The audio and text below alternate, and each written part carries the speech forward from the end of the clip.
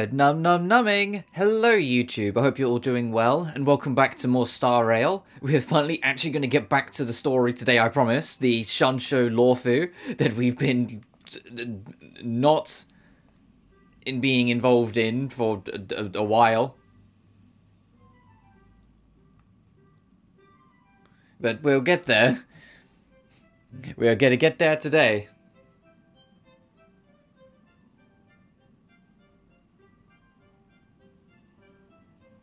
So I've just been messaged as soon as of all the timings, as soon as I start. Anyway, yeah, last time we met in Star Rail, we got severely distracted by museum tours and too many side quests. So, yeah. But today, we're going back to the Luofu. Sorry, I know I had a bit of a stumble start there. I got messaged immediately and it really threw me off. I was like, what the heck? Hey, how would you describe Mr. Yang? A wise and cautious mentor, a child at heart who loves adventures, fanatical fan of big robots, a wise and cautious mentor.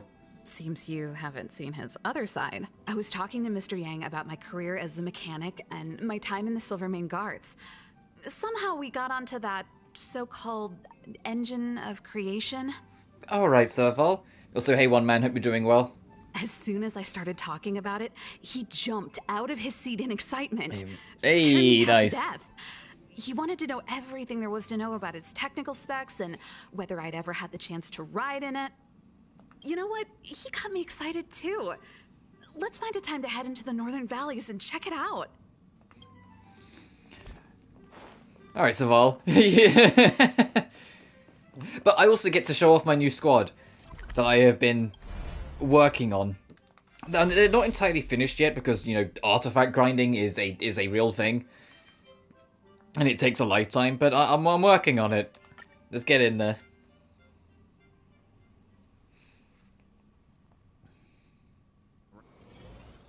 Turns. You rest. I'll stand guard. I have Zila! I have Zila! Whoops, that's not the button I wanted. So my team is Zila, Bronya, Jinyo, and Himiko. Hey, fancy seeing you here. Hi. What does the divination people do? Commission does.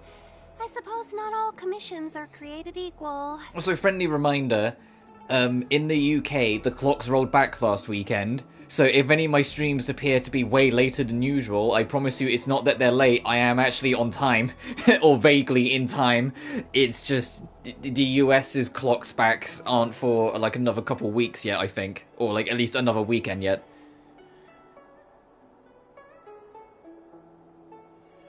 Because you're a horror game, you find out I have no horror games and the first sphere has no trophies.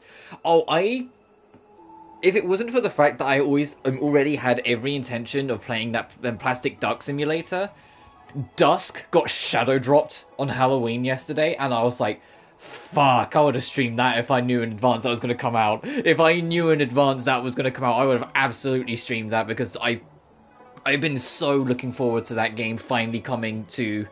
Oh, look, this coming to consoles is incorrect technically. It's been on the Switch for a while, but coming to a console I own. And I after the stream ended, I played it for like 2 hours, and I was like, this game is so fucking good. God damn it. I was like, God damn it. Like, I wish like, obviously I can't predict shadow drops, but I wish I knew it was going to get shadow dropped on Halloween, because I would have streamed it. And that would have been my haunted spooky game. Anyway, if you must know, the Divination Commission and it's also more annoying because obviously, like, this isn't going to happen because, you know, I've got other things set up and whatnot. My intention was after the Doom 3 DLC came out, like, well, not came out, once the Doom 3 DLC video came out, sorry, the DLC's been out since 2015, let's not pretend it's like some new thing, 2005, sorry, is, I was then going to go look at Dusk before I did Doom 2016. But, like, now Dusk's out, and I'm like, fuck, I want to play Dusk. It's like, god damn it, why do I have to play Doom 3 DLC first? Just because I want to do the Doom stuff in order before I go to 2016 and Eternal. Because like Doom Eternal might be my favorite Doom, but Dusk is my favorite Quake. I feel aimless now. Trial by fortune telling? Maybe there's more to it. It's not like I would know. But at some point, I have no idea when, but at some point I'm going to do a Dusk video. Don't worry. Diviner Fu seems confident Yeah, about being Inazuna, Senora, and A, I feel hollow. Hey, I'm you, going to level with you one I'd man. just That's basically sit how back and everyone watch felt. her do her thing. Regardless of whether they enjoyed it or not, a lot of people felt a little burnt out after Inazuma's story. Or just felt a little less invested for a while. And it took a long while. Like, it was enough of an impact that it actually kind of made a blip on the sales. Because people burnt out a little bit and then came back like several updates later. And like, so regardless of whether you like or dislike the story, it was just kind of a consistent phenomenon that a lot of people got to the end of Inazuma and were just kind of a little, like, hollowed out or burnt out or done. And it was only around the time the Chasm came out that people kind of got back into the feel of it. What didn't help is that, you know, when 2.1 first came out, Raiden Shogun is fucking fantastic as a character, but you kind of have to put a bit of effort to set her up. And this was before Cock got her buffs in the form of, you know, the artifact set, so she was worthless. And then, the first anniversary was then, and, like, we got very little, so people felt a little, like, burnt. And so it was just kind of it meandered, you know, it just felt like there was a period of time where, like, it just kind of existed. Because even I, like, if you look back on, like, if you ever find my playlist, like, all my Genshin videos, there's way less videos in, like, the 2.0 to, like, 2.3 outside of story stuff.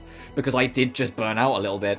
I'm back in the rhythm of it, because I think Sumeru, despite my gripes with how gargantuan the area is really enjoyable. And the story is phenomenal.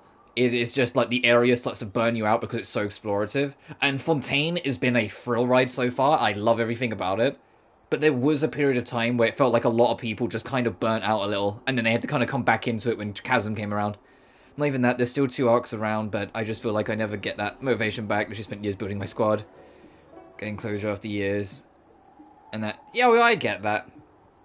I kind of, actually, to give some kind of comparison, I had been waiting since 1.1, when we first met the son of a bitch, to finally give Scaramouche his comeuppance. And that didn't happen till 3.2. You know, over 2 years later. And once, like, Scaramouche was done, I even remember saying on the stream, but I was kind of like, well, now what? Like, I kind of was like, well, fuck, I've been waiting for this for years, and now I've got it. What? Now what? It was a fantastic fight, though. Will Fu Xuan go back on her word? She tends to make decisions based on her divination, as opposed to what others might be thinking. If she doesn't want to reveal the commission's secrets, we have no choice but to wait. But how come Kafka gets to know? The general entrusted the Master Diviner with the interrogation of the fugitive because he has faith in her ability to manage the situation. Why do you think Kafka surrendered at the mere sight of her back in Stargazer Navalia? Why do you think Kafka surrendered at the mere sight of them Stargazer Navalia? Not for the reasons you think, Tingyon. I don't think she did it because she was afraid or that she was more powerful. I think she did it because it's all a ploy and it was her way of getting behind bars and making it look convincing. Forward to, possibly. Yeah, so I will warn you that Sumeru's story arc is my favourite story arc that's finished, because I don't want to say Fontaine is, because Fontaine's not finished yet, but it's by a country mile the longest. Like, I know I've mentioned it before to you, but it is so fucking long, so, like, be, like, prepared for that. There's 5 acts to it instead of 3, and each one of them are, like, 3 to 5 hours long. It is fucking huge. Miss Tin Yun, are you familiar with this place? Oh. Did you want a tour of Exalting Sanctum? The last time I came and then here the Scaramouche story quest that you get after you're done with Act 5 kind of acts as like an epilogue. So it's kind of like 6 acts, but not. You know? Oh, that's good. If that doesn't, it's my favourite story arc, so clearly the length didn't bother me that much. I'm just saying if you plan to marathon it, sort of thing, just understand that it's not going to be like around the length for some of the older ones. It's going to take you a while. That's more what I'm getting at. So like, don't burn yourself out on it because it's too good a story to want to do that to. Hey, can I go around this? Because there's a quest I need to turn in. That's the plaza. But I can't see anyone waiting for us. So we are, 'cause it's like, Should we look yeah. around? I mean, Fontaine's pretty damn long so far as well. From everything we've been doing. No iron boxes here. We used to sorry, I nearly said stove. A novel of the Outworld called The Iron Box. It used to be here. Second off on the right. It's a real shame it's already sold out. I'm looking for the book, an actual iron box. There's one of these shops has another piece of a fetch quest that I started in the other town area. So I put it in like the back of my head, like when I first realized I was on it like last Sunday. I was like, oh okay. Why did you come looking for a box in the bookstore? A little bit joke to you, don't mind. You can see, I'm a Vidyahara before my last hatching rebirth. I met... What the fuck are you... Vidyahara? Last hatching rebirth? What? Would you lay eggs? I met this Outward who claims to be a messenger from the Garden of Recollection who can help me preserve my memories. Move on already. And the memory bubble, he became inside an iron box. After my hatching rebirth, I could use his memory bubble to return the memories of the past. My past self left behind a key and a notebook for me, but unfortunately there's no iron boxes here at the bookstore, so the messenger must have been a scammer. What on earth is this iron box? Well, I have it because I've been doing that fucking fetch quest.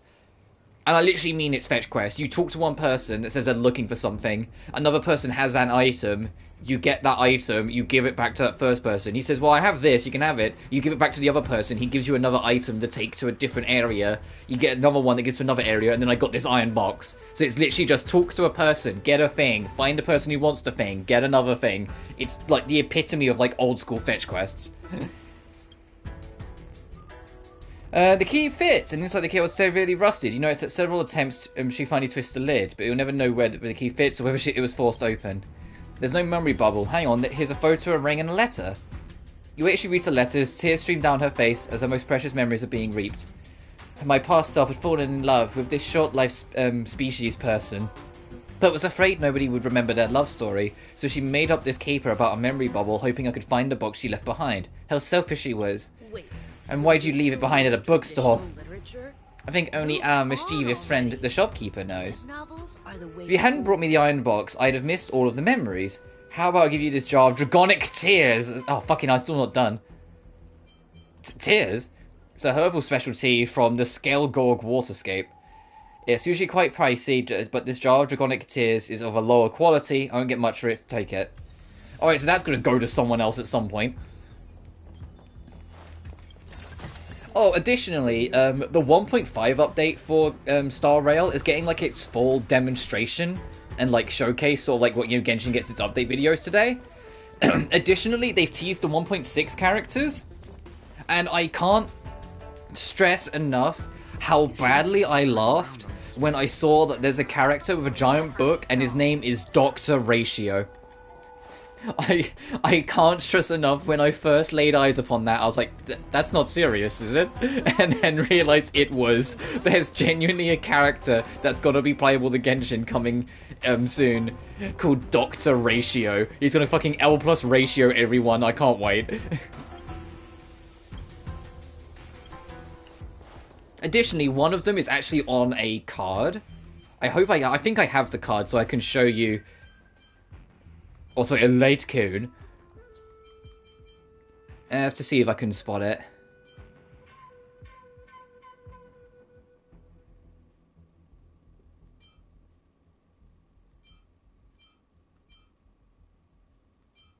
Oh, maybe I don't have it.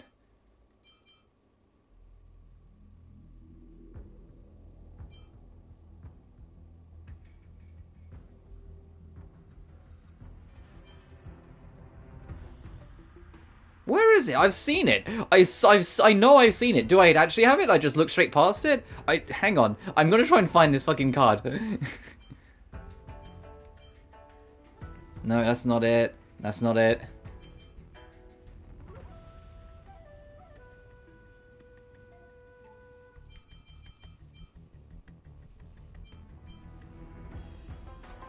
There it is.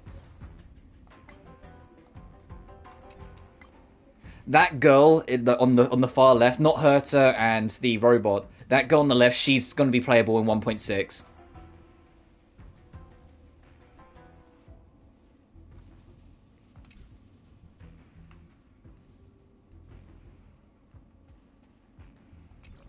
That's the person. Still not my favorite card because, like, what the fuck would you mean this is a card, Kafka?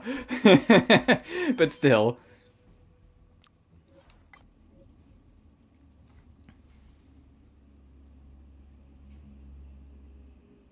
Once that the game shoving Gwent down my throat. Oh no, I don't like it either. I appreciated and wanted to add something else, and so like whatever, but it wasn't for me at all. But I at least appreciate them trying it, but at the same time, just if you get it done, if you at least get like the tutorial bit done, they will never bring it up again. So if you want to just go do it without worrying like about them bringing it up, you eventually just got to bite the bullet. Just do it, like do the tutorial bit, like so the marker goes, and then leave it, and you're fine. It's what I did in the end. It's like the one thing in the game that I just don't really bother with, which is a shame because I'm a huge card game fan. I'm just not a big fan of the Genshin's innovative, whatever the fuck it's called.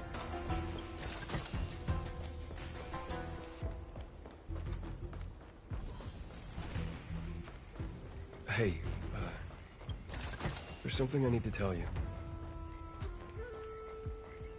God damn it, I was like, ooh, that sounds like secrets! And then they both shut up.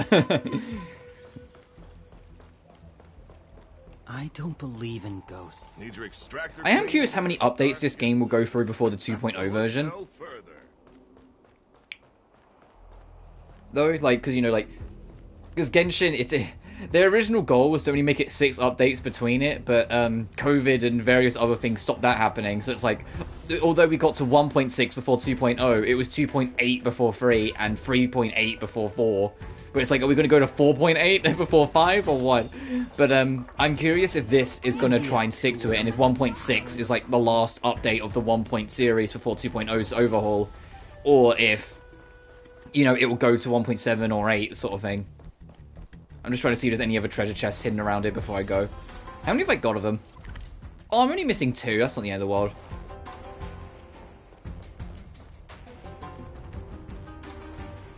There's like shit's going on down in the middle. Oh, I'm only missing 1 chest. I'm in business. And now I'm going to be missing 0, because right, hit! Oh.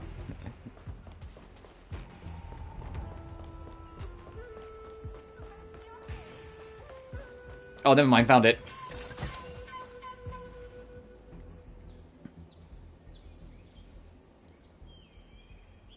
Got myself one of the final 2. I didn't get my main dude, but I did get Dory. Oh, I like Dory. Wait, so you're still... It annoys me that, like, we had, like, when Dory came out, we had a portion of the fan base be, well, a portion of the Genshin fan base, and go after the actress, and, like, verbally attack her and try and dox her, just because they didn't like Dory as a character in the story, and I was like, what the fuck is wrong with you? But, outside of, like, all that bullshit, I think Dory's wonderful. And it's like, come on, like, her entire character is literally set up to be a businesswoman who only cares about her finances. And it's literally explained that the reason why she's like that is because of, like, being raised super poor. And having, like, terrible lives and being... Hey, Bailu, the character I want to get. And, like, one of her siblings she couldn't get the medicine for because she couldn't afford it.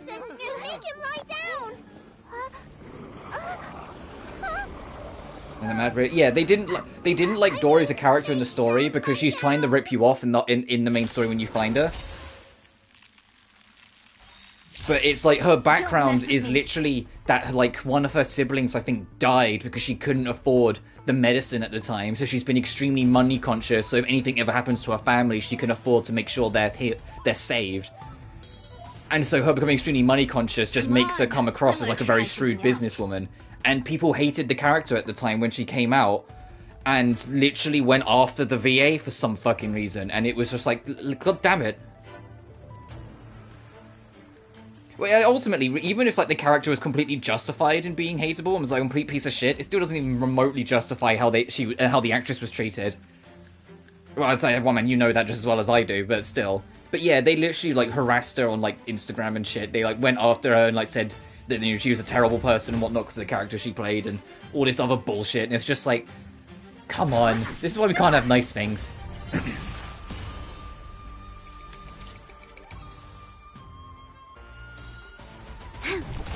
Stand down. You won't get away. Time for an overhaul.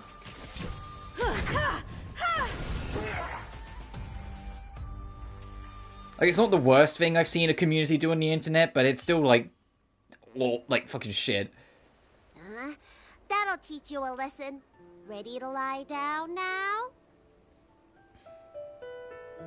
I mean, Ada Wong's current actress, got a harassment campaign sent on her so severely she had to shut down her Instagram just to be away from it. Which from the Resident Evil 4 remake, people didn't like her performance, and I was just like, come on. But then that one was also really fucking suspicious, because it was like, oh, the new actress for Ada is, not some random American woman. It's actually someone who's Asian and understands, like, has a better understanding of some of the mannerisms and subtlety that would be in an Asian character like Ada. And I apologize if that comes across, like, presumptuous or anything like that, but that's not what it was. And then suddenly this actress, like, even before the game was out, was the one that was suddenly getting a shit ton of, like, hate campaigns on. It's like, gee, I wonder if people just have a problem with them not being white. You know? That's how it came across.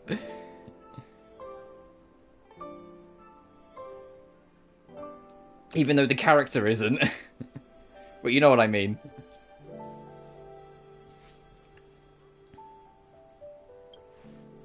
So hey Bailu, hey the healer I really wish was on my party. Stabilize the patients. Your assertive sedation techniques. The problem is, I would completely agree, especially with voice acting, that it shouldn't matter who you are.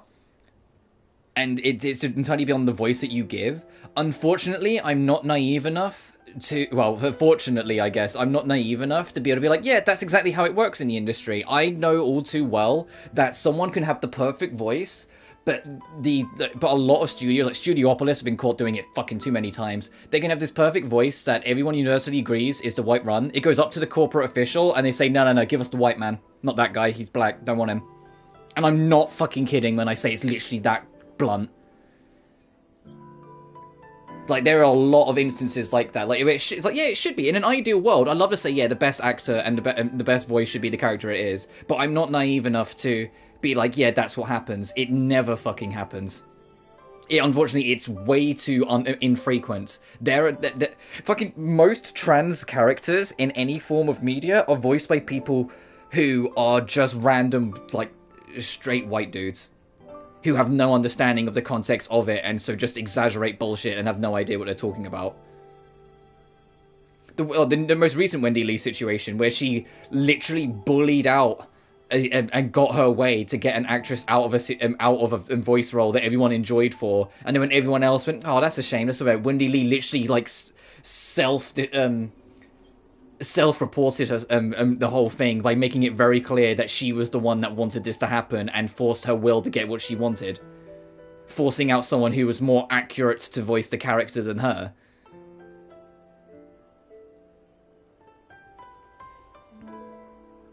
But because she's higher status, she could get what she wants.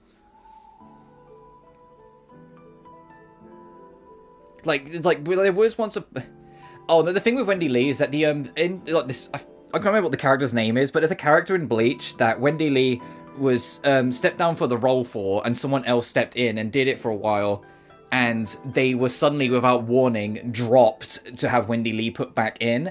And then once that happened, we went, oh, I'm so sorry you lost that role. Then, better chance for the future and whatnot. Wendy Lee went on a fucking rampage to every single actor and actress that showed even the slightest sympathy to the actor that got removed, put Wendy Lee in, to basically saying, oh, shit happens in the industry, I've got my role back, stop worrying about her, all this bullshit, and really gave the whole game away, that it was her will, that she was the one that pushed it on because she's higher status. She wanted the role back, so she kind of kicked the hornet's nest until she got what she wants. And she went, oh, but I was the better performer anyway, and all this other shit. And then when everyone went, what the fuck is your problem? She deleted everything and pretended it never happened. And then gave a really hollow apology that looked like it was written by, fucking AI. Avoid dubs? Yeah, that shouldn't be the reason why you avoid dubs. There shouldn't be a reason for you to avoid dubs. They're, most of them are fine. Just because there's a couple bad eggs in it. There's a couple bad eggs in everything. I know you're mostly joking when you say that, but still, more for people who are watching live or in post. Like, dubs are fine. Dubs, for the major majority of time, have been perfectly fine since the 4Kids era. Heck, even then, as much as I dog on the 4Kids era, because yeah, there is a lot of shit in there that is whack, I at least appreciated the 4Kids era for existing, because there was a lot of shows that there's a pretty good chance would have never fucking left Japan, full stop, because there was like no other studio that was like bothering at like in like the late 90s and early 2000s. It felt like there were a number of shows where it felt like no company was ever going to pick it up.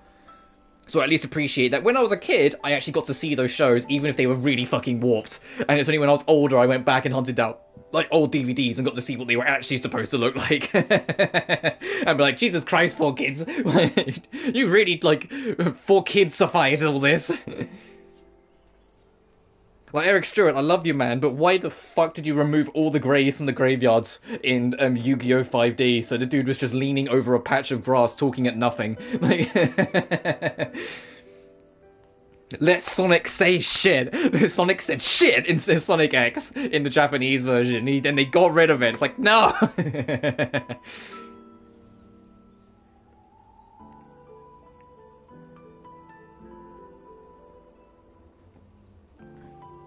On a lot of the Wendy Lee stuff is that she was, to put it mildly, there was a lot of stuff with executives as well, whatnot, but it very much came across at the time that she did just like step down and was willing to give it to another person, but then decidedly just changed her mind, and after they'd already hired another person, and then enforced her will, being more successful, more popular, and richer, to get back in that hot seat. And when she very much through her own, like I said, self-reporting, made that very clear that that's what she was doing, that's when everyone just kind of went, well, hang on a fucking minute. Especially because the actress that was going to step in held absolutely no malice whatsoever. She was like, oh, well, shit happens. I'm not doing the character anymore, but here's some new opportunities, all that stuff. Like, she had no malice towards it. And even after Wendy Lee went after her in some of the comments saying, like, oh, well, that's the industry, I've got my job, I've got my role back, tough luck, she didn't rise to it and just like, well, okay, whatever, I'll carry on. But it's the fact that when they went out for fucking blood, like she had something to prove, that she just turned the whole internet against her, and rightly so. Which is a shame, because I like Yukiko, or at least I did. I'm kidding, the voices aren't their characters, obviously, and vice versa.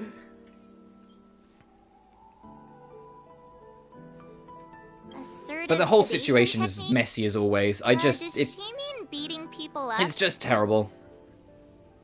But it was just like my point of what I was getting at, where it's like sometimes it's like just like the exclusive club, so to speak, in broad quotation marks. If they want to roll, they can just get it, even if it means like taking other people's rent, or you know, taking other people's paychecks. Because that's basically what Wendy Lee did. She just took that other woman's paycheck and took over the job.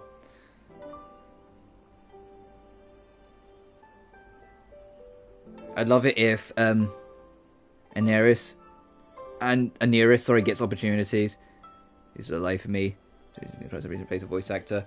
No, the whole thing with like, you know, like skins or sexuality or whatever, is because the amount of times where someone who is genuinely better fit for the role gets actively skipped because of their skin color, because of their gender, because of their orientation, to just hire a generic white dude or generic white girl, damning the voice is so frequent. It's honestly terrifying every time, and honestly disheartening. And it happens so fucking often, especially in American I mean, I've seen it happen in British studios as well, so I'm not gonna pretend like it's just those Americans. I'm not that fucking narrow-minded. But there's a lot of it, like a lot of studio names that pop up that get caught doing it, and then after getting told off, just get caught doing it again, and then get told off, and then just get caught doing it again. It's laughable how many of them. It's like fucking Studiopolis is a big one. Studiopolis are super fucking elitism. If you're not white, you're not getting hired, no matter how good your voice is. I forget what it's called, but the voice organization for a lot of Mortal Kombat gigs prioritize like big names over who's most accurate. Mortal Kombat 1, even the most recent release, literally has like Hollywood celebrities voicing characters instead of people who can actually voice act. They have huge priority bias on who they get and who they don't. to such a point that there's like literally like part of the voice acting strike is better representation in the industry and not letting these ancient old, let's be blunt, racists at times just get away with whatever the hell they want, that are just in charge of all these like dubs and systems and whatnot. But I digress, because that's a whole rabbit hole that I don't want to get into on this stream when I want to play Star Rail. You know, like, that's a whole rabbit hole. I could be here for days talking about my frustrations at the industry at large as someone who genuinely loves that industry. Because, I mean, like, if I start talking about problems over the industry, eventually I'm going to start talking about the fact that Bungie just had 8% of their staff get laid off despite one of the most financial successful years of the career, which just follows a long string of, oh, wow, this game did amazingly well. I can't wait to see what the team does. What do you mean you've just laid off a chunk of the team? Big loud publisher that owns that company. It's happened, like, 15 fucking times this year, and I hate it. I'm like, oh, they had a really successful financial year. Amazing. What do you mean they've laid off staff? Yeah, Bungie's laid off about 8% of their staff after, despite the fact that they're still working on Destiny 2's final expansion and that they're still working on their new IP. It's like, why? And, you know, that's following, like, the layoffs at Epic Games, the fact that, like, several studios, including the Saints Row studio that had been around for over 20 years, got straight up shut down, so all of them just lost a job. Oh, what with...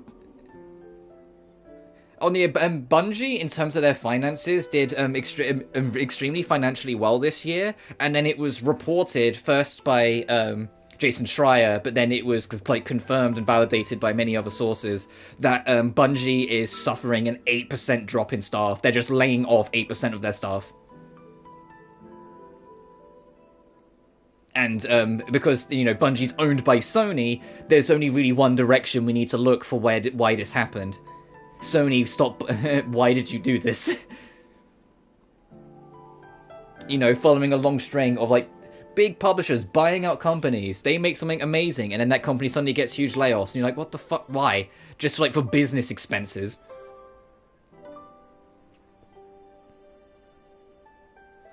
You know, like, the Embracer Group, they brought something like 30 studios last year. About 8 of them have either been shut down or had close to 30% of their staff laid off since. It's like, stop buying fucking companies then. If even when they're successful, you have to cut them loose and not take it out of your own pocket, because let's be honest, no CEO is ever going to take it out of their pocket, because that requires them to have morals. So, like... But yeah, sorry, that was my fault that I carried on that one. But it's like, that's like the one I'd end up talking about. The entire industry is a mess this year, and it's really tragic because this year has been really good. So it's been really good for games, but really bad for game designers because of how many layoffs and like job cuts and bullshit that's been happening, like behind the scenes. However, these Cloud Knights were already sick, and now they're injured too. I've got to bandage up their wounds, realign their bones. Ugh, as if I didn't have enough on my plate. I'm going to need to see some qualifications. Where did you come from, little one? Even Marge is like, you're a baby. I don't have a dad. Well, but Marge is like, well, this is awkward. What about your mom? I don't have a mom either. March, I get the shovel. You're digging a hole very quickly here. So she will just join Hoyoverse and start their own. Yeah.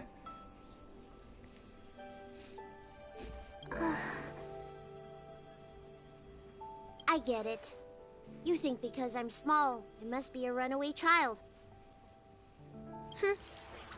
Welcome to the Xianzhou, my short-lived outsider friends. Appearances can be deceiving here. The Vidyadhara race is self-reincarnating. No mom or dad required. What? Hey, Bailu, that was a very interesting piece of information you just kind of said without much warning. What the fuck are you talking? What? Is this what they were talking about, that rebirth thing with that one side quest woman I talked to? That you can just... What? I've been studying the art of healing. Look at March's face. That is the face of nothing is going on behind those eyes. She is not processing this. March has got the face of there is nothing going on there. She, like, her brain is not registering this. Bellabog kids are making snowmen. while children here are writing prescriptions. Things haven't been very peaceful in the Luofu recently. Make sure you don't... Go running around, right? Well, your general gave us an errand, so I'm afraid we have to. Well, seeing as you saved me just now... But in this kid's healing is pretty damn good, and I want her on my team as my healer, because Jesus Christ, I need a healer. And if I want to get far in, like, the simulated universe or the Forgotten Memories, similar to Genshin and the later flaws of the, Spiral Abyss, you need to have 2 teams, not just 1, because you alternate, so you have to have 8 built characters, not just 4. So Natasha can be my other team healer, but I need, 2 healers, because I need 1 per team, so I need another healer. I've only got Natasha. So I do need to build Natasha at some point, but that's a later problem. It's why I have both Chi-Chi and Noelle built in Genshin, because then when Chi-Chi goes with one team, Noelle goes with the other, when I do Spiral Abyss. So both teams have someone who can heal. So you're still charging us? Ha! Do you have any idea how many people in the Luofu are waiting for an appointment with me? You should count this as a blessing. So speaking of Chi-Chi, isn't Bailu, well, outside the zombie thing and being mindless, kind of like the shoo-in? Chi-Chi? The second region of the game has a pharmacy ran by what looks like has a worker in it that looks like a child. Am I talking about Chi-Chi or Bailu? They both fit that description. If I hadn't left my purse at home, I wouldn't have to... Have you got, like, a co-worker who's got green hair and has a snake on his shoulder and has, like, the fruitiest voice acting in the entire game? Because then it really will be on the nose. Enough of that. I have patience to see. Our little miracle worker seems very different from everyone else around. Don't you think, Mr. Yang? So this is the Vidyadhara. I've only ever read about them. They're known as the Dragon race. Yeah, look at the tail. Why. I wonder if we're going to go to Dragon Planet. Blah, blah, blah. At some point. Because I know this is the last planet in the current version of the game, or like the last story arc of the current version of the game. So 2.0 add the next planet sort of thing. So I'm curious what the next planet is, or like what the order of planets is. Like there's a couple that we know we're gonna go to eventually. Like we're at, like Punk Lord is literally Silver Wolf's home, and is Kafka's like base of operations. We're clearly gonna go to Punk Lord eventually.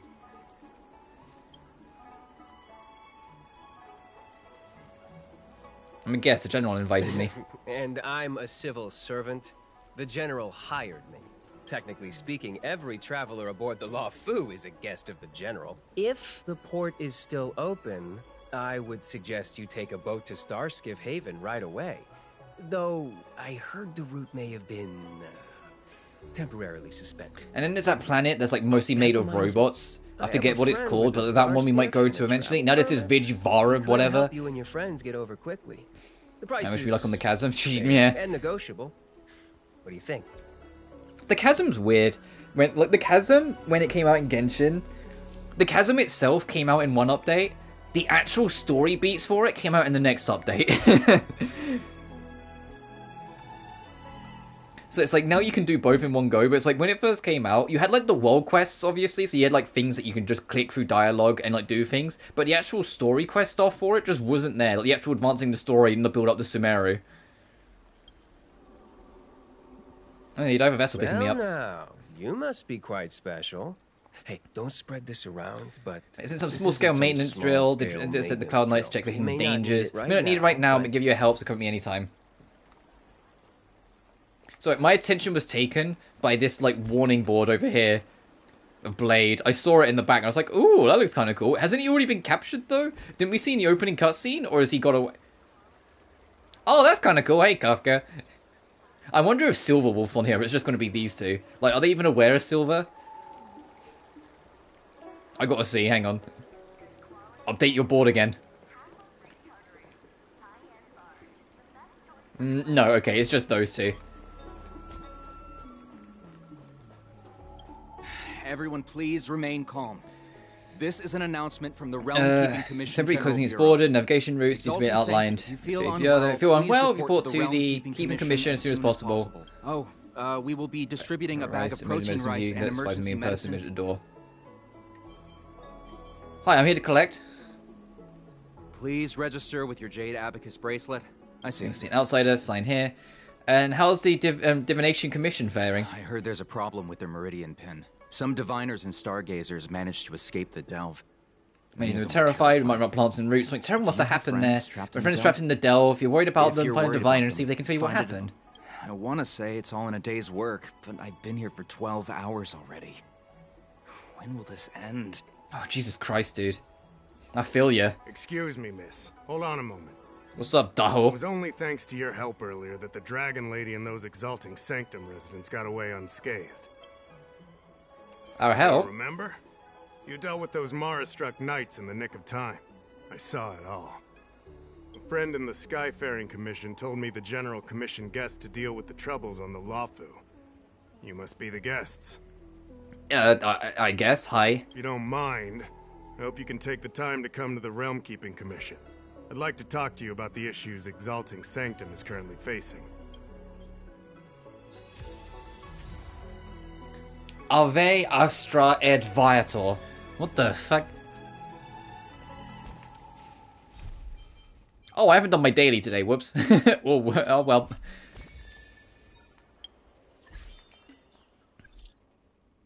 Who the fuck is Ziki? Hazel is, I'm sorry if I'm butchering his name, Ziki, Chief Secretary of the Skyfaring Commission. The Palace of Astrum is running a small event for visitors to better understand Xianzhou. Would you be interested? Very interested. What kind of event is it? I don't know if you've met him before, but the Skyfaring Commission has a speed tester named Tantan. He hopes that the public could actively participate in traffic management and become more aware of potential road hazards. To that end, he's planning a Xianzhou speed tester. Boy, are we going to go pod racing? And I just realised that the entire dub convo we had was because of a gotcha roll. Yeah, because I was bitching about how Dory's actress got treated, yeah. And then I went into, like, talking about Ada, and then it just went from there. I mean, it was mostly my fault, because I just kept on talking, because I'm very passionate about the conversation. But yeah, I genuinely adore Dory. I think Dory's great. She reminds me, although they're radically different characters, she does remind me a little of Eula, in the sense of, like, when Eula first came out, she was so severely misunderstood by certain people in the community, that it had, like, a knock-on effect, like, aimed at the actress. It got at Susie Young. And it was just like, no, dude, like, pay attention, dude. Like, even to the story or the events. Like, come on, there's more to this character than what meets the eye.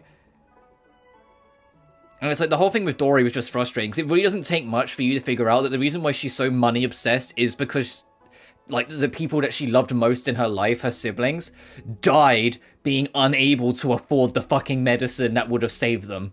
And so she's so guilt-ridden by it that it turned into an obsession. So you can literally see the origin point of why she is the way she is. So I'm extremely sympathetic towards her.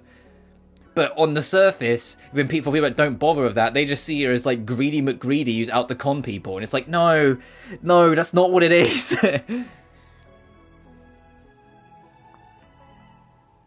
Now the JPC and so characters got recast in Reverie.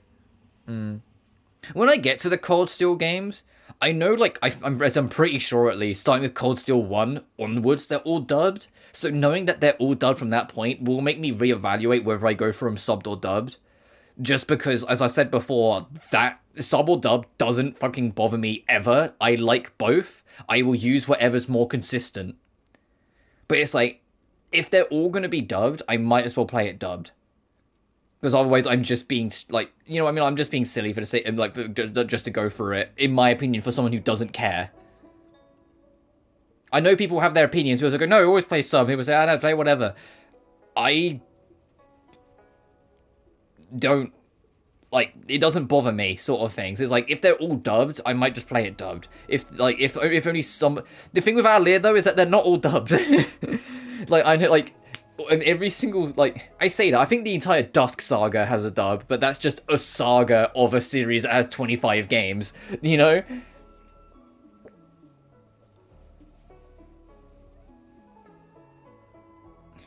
I don't know. Obviously, we're a long way off because I want to finish.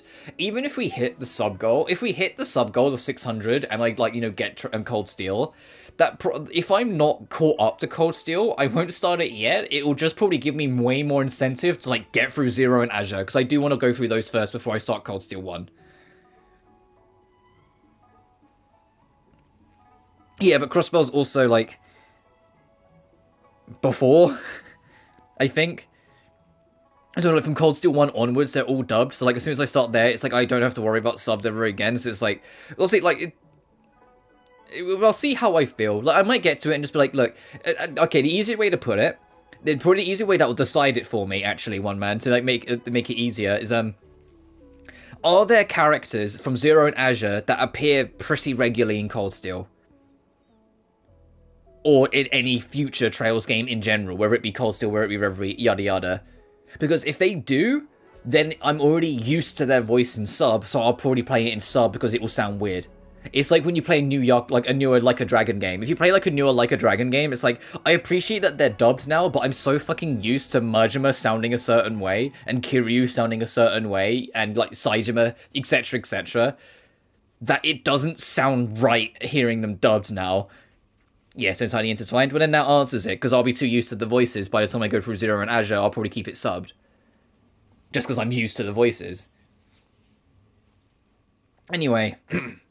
I'll go find him in a bit. I'll go find Tauntaun.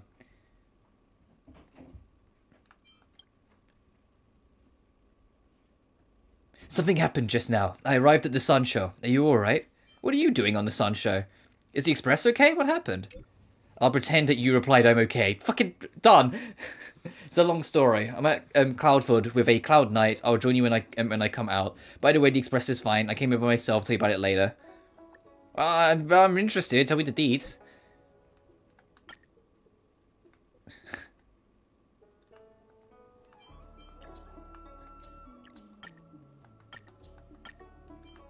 How do I do that? I'm pressing triangle.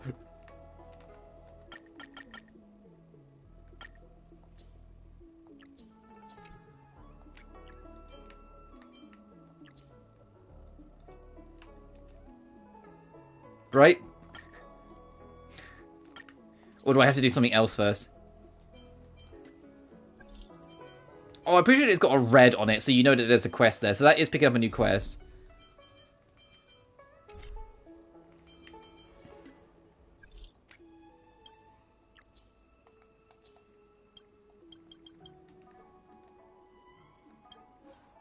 Oh, there we go. Why wasn't it letting me in at first? What was going on? Some new connection with Dunhung is restored. Some political tendencies, you can patiently ask me about the adventure.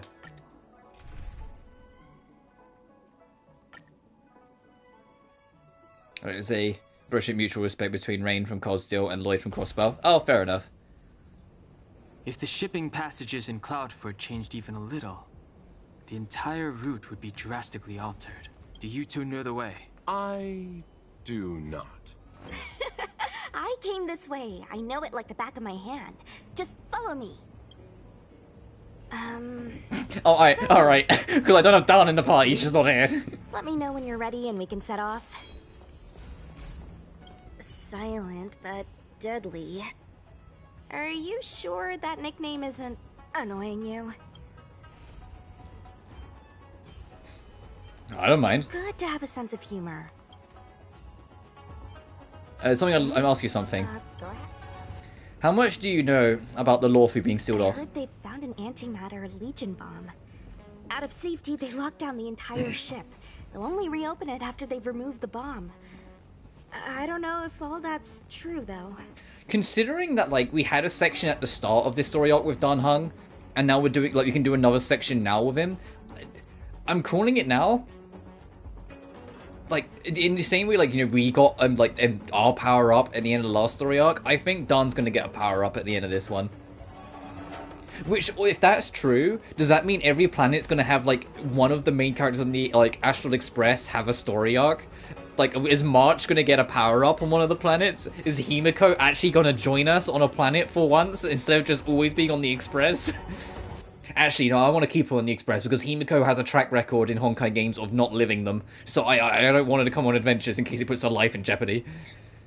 Anyway, the higher-ups didn't say anything. They just got me to evacuate the civilians of Cloudford. Have you met this Lucia before? I met him when I met you. But now that you mention it, maybe I did see him somewhere. He seems a bit familiar. My beloved Wolf, Where would yeah. that have been? I wonder when Silver will get a rerun. Well, I suppose the honest answer, if we were going to get a rerun 1.5, is that presentation that's later today. One man, if they announce like characters are getting rerun, if one of them's Silver, I'll let you know. Me? There's not much to talk about. I don't know if there's going to be reruns in 1.5. It's on my head. I haven't looked into like leaks or anything like that on it. I'd like, because that was enough of a rabbit hole of Genshin. I don't want to start doing it with fucking Honkai as well. When did you join the Cloud Knights? Not that long ago. But I've been receiving strict Cloud Knight military training since I was a child. My parents are both famous on the Yaojin. I wouldn't be here otherwise. They've been training me ever since I was born. Don't look down on me just because I'm a new recruit. You're from Yaoyang? Yaoquan? Have you been there before? I feel the Yaoqing and the So Yaoxing, I forget. It's, if there's one language that I think, without fail, I have never not accidentally butchered, it's Chinese, and I am so sorry. But Chinese, when like the actual symbols are translated into letters so it can be read, they're never letters that are easy to pronounce to me. I always read them in my head. And I'm like, oh yeah, that, and then I hear the character say it and go, oh, not that. Actually, forget about the last sentence. I know it can be similar for Japanese, but I think I'm just too much of a weeb, I guess. I've been so used to like anime shit that I'm just used to how certain things pronounce, even ignoring the fact that I've like, studied. Okay, but do you hail from the Luofu, young Master Dan Heng? I do. I see. It's fine if you'd prefer not to discuss further. I do often struggle to judge the boundaries of small talk. I hope I haven't offended you.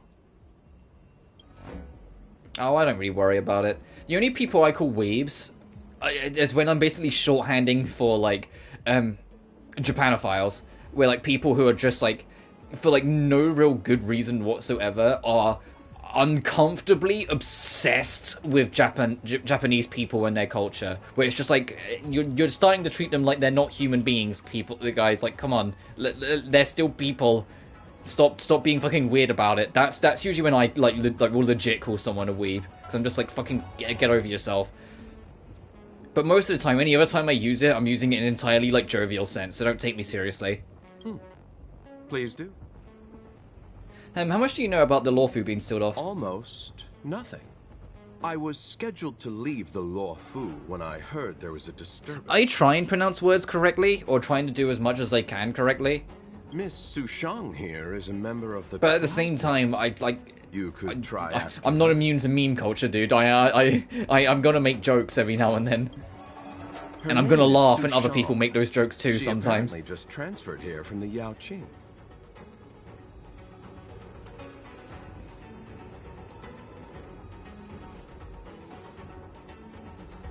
Of course not Yazuma. I never look into it because I honestly don't care about like this whole generation Definity bullshit. I'm born in 1999. Does that make me Azuma, or like, am I still Gen Z, or am I Gen Y, or am I somewhere in between? Every Senjo ship operates individually, but the Cloud Knights are all commanded by the Marshal. 97 to 07, Therefore, so Gen it's Z. normal for Knights to transfer between ships. Damn it, I am Azuma. I just feel like a curse has just landed on my back just hearing that. Yeah, I know, like all that stuff, like X are the boomers. Why is millennials? That Z's Azuma because we zoom. No, it's because there's a Z and people are, and then there's like the Gen Alphas as well that are slowly starting to creep in, or like the new Gen A sort of thing or whatever.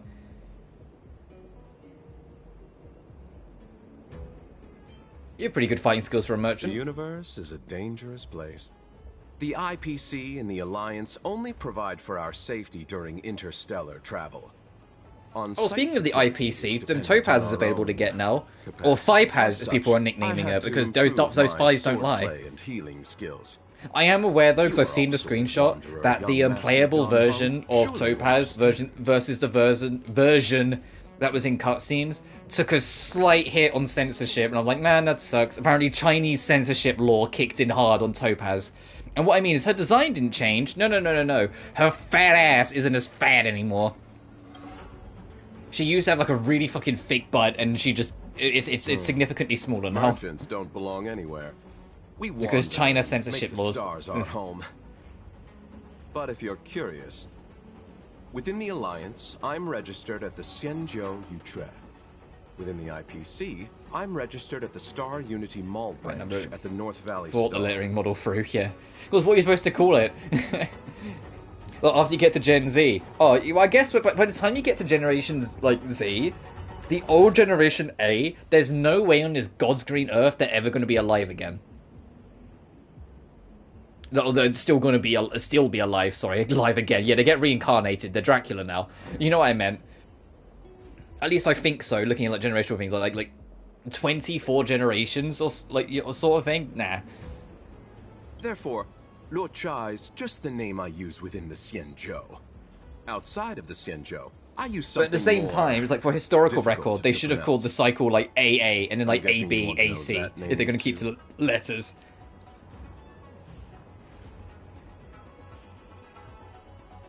Should have labeled it like Pokemon, yeah. What's in the coffin? A story of ill luck. I found myself embroiled in a conflict and ended up owing a favor. Now I must assist in delivering these remains back to the Xianzhou. Oh, so that's actually a coffin. It would seem I am a magnet for such misfortune. I thought I would be safe on the Luofu. But now... Of course. Alright, we're ready as we're gonna be. Well, can we move out? Let's go.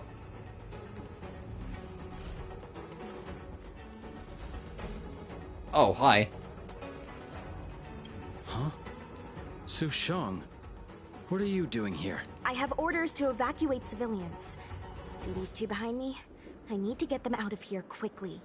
It's too dangerous. You can say that again. Some comrades were injured by monsters in the vicinity. They only just made it out. I'm taking up the rear. I should be out of here soon. I should hurry. Alright. Can I mess with this?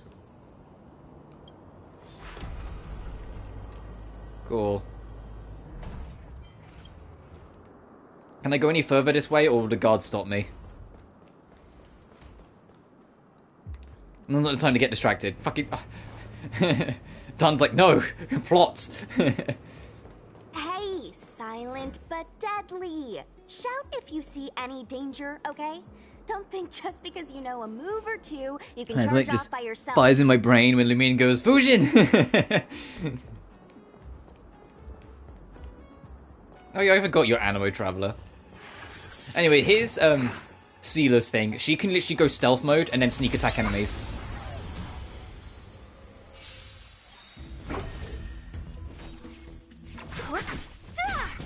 Also, Seala, she's kind of fucking wild. She's a hunt character, which means that she's single target DPS, but the clear thing is, why would I play any other? Because Geo is by a country mile the most effective.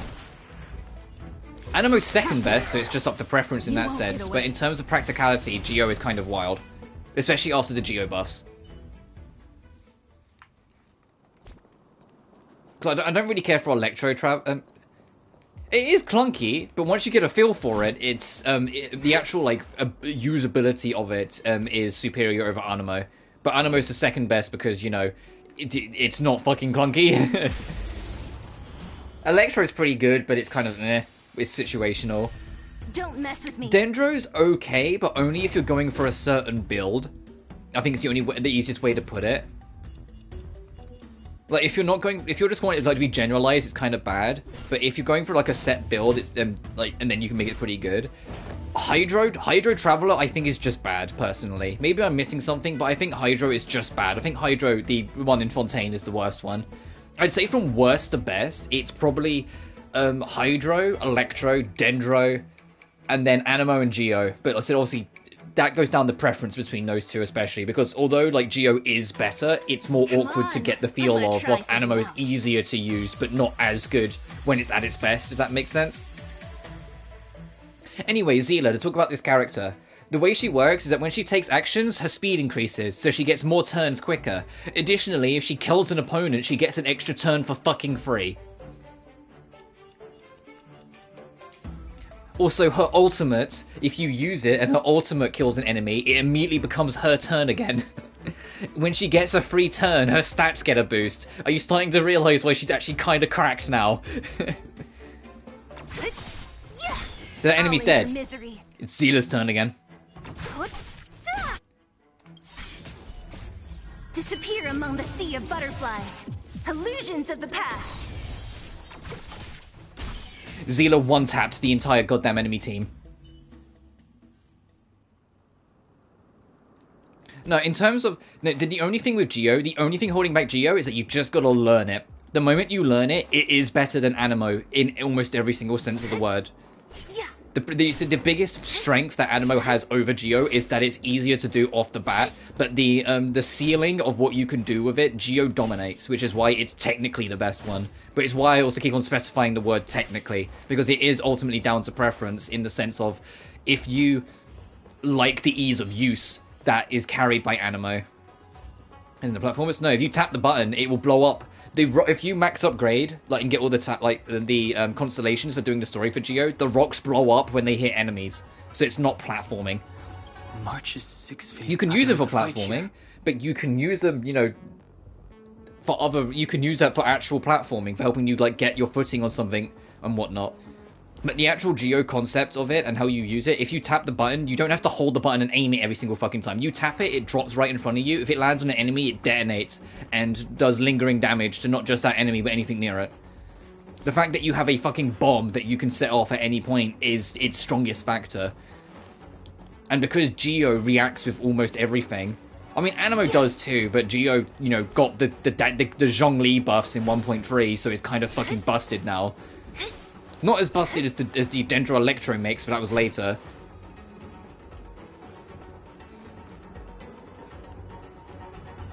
I have a ton of stamina. Yeah. A Cloud Knight stricken with Mara. How could the mutations get this bad? Is the Stellaron exerting an effect?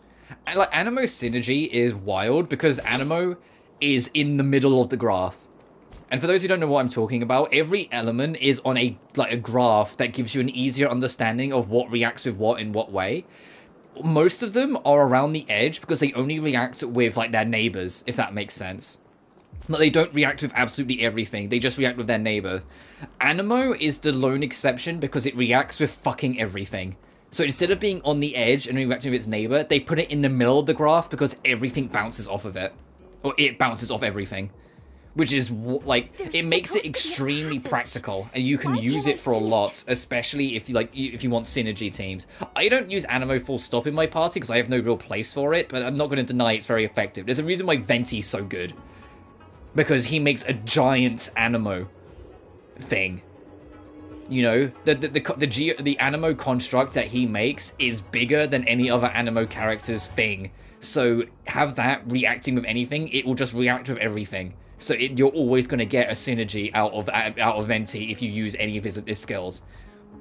It's the same reason why Keidahara Kazuha is also really good, because he also has a huge fucking circle for his Anemo. 100 ponies. Mixed surrender. Somebody used the Cloud Ford. I mean, obviously, like, yeah, one man, your party isn't built for Geo, so Geo is going to feel worse for you anyway. Your party is very much more built for, like, the very visceral reactions that Anemo give. Who did this? I'm terrible with machines and stuff. Hold on. How do you know? I'm a traveling merchant. I've been here many times.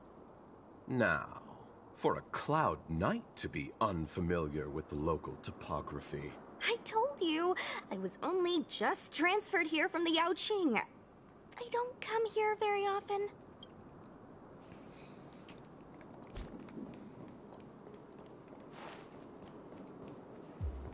Same since day one. Fair enough. Do you think you'll ever mix up your party, or are you like completely comfortable with what you got? Not saying you need to. I'm more just saying, like, do you ever think you will? Like, is there any other character you're kind of curious about changing, or want to swap, or want to experiment with? Oh, Luocha, you've got sharp eyes. So I said maybe she's saying has been my day one. Fair enough.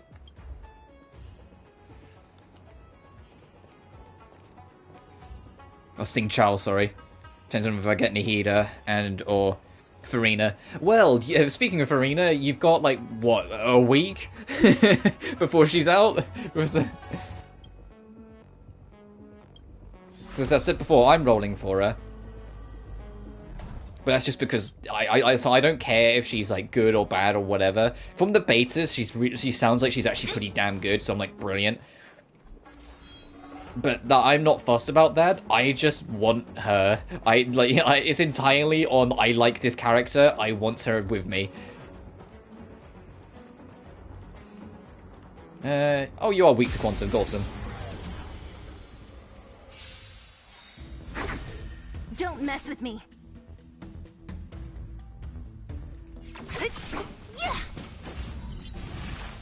Now, so Mara Struck doesn't count as killing them, so that still ends the turn. Because if I get both, and that means I can get Chi-Chi and or Qixing. I'm mixing all of those four. That would be a sick fucking team, actually. I'm just putting it in my head, because Nihida is fantastic support. Farina can cover a lot of bases on the in-between. Chi-Chi healing, and then Qixing is or Qixing is your DPS, because especially with Nihida and the Dendro application, she'll be cracked. You won't get away. That's actually a really fucking good team setup if you can get it. Time for an overhaul. Obviously, there's gonna be a lot of luck involved in some of that, but Jesus Christ, like even thinking about that, it's like that's a good damn team. A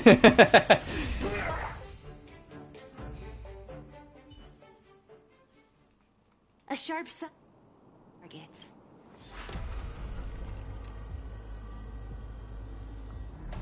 And I used to have Chi-Chi on my team, so I can vouch for Chi-Chi's usability. I know people she gets dunked on because, you know, she's always like the character that people end up getting on like their failed 50-50s, or that's always the joke character they get that they fail the 50-50s. But genuinely, Chi-Chi's healing, the fact that, especially if you've got more of an aggressive playstyle, Chi-Chi literally supports it, because when she attacks enemies, she puts a sigil on them, and that sigil, when other people then hit that enemy, get heals. So it actively encourages you to continue being in the fight and being aggressive, instead of trying to back up, sort of thing. Great.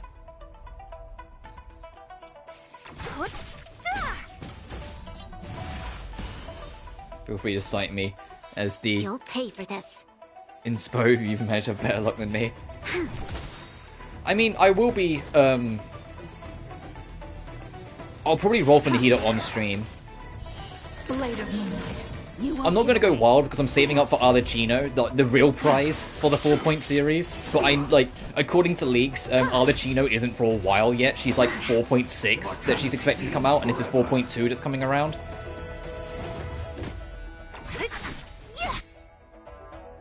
God, that's such a cool pose to stop on. Damn. I was going to let her rip. We've entered the storm. To guard and defend. Crush them! I'll free you from your chains! Disappear among the sea of butterflies! Illusions of the past! Something I'm curious about, though, and I have to try it at some point, both Zila and Zhongliu have a skill of some description that gives them priority. That will make it that they go next. If I triggered both of them at once, who would go first?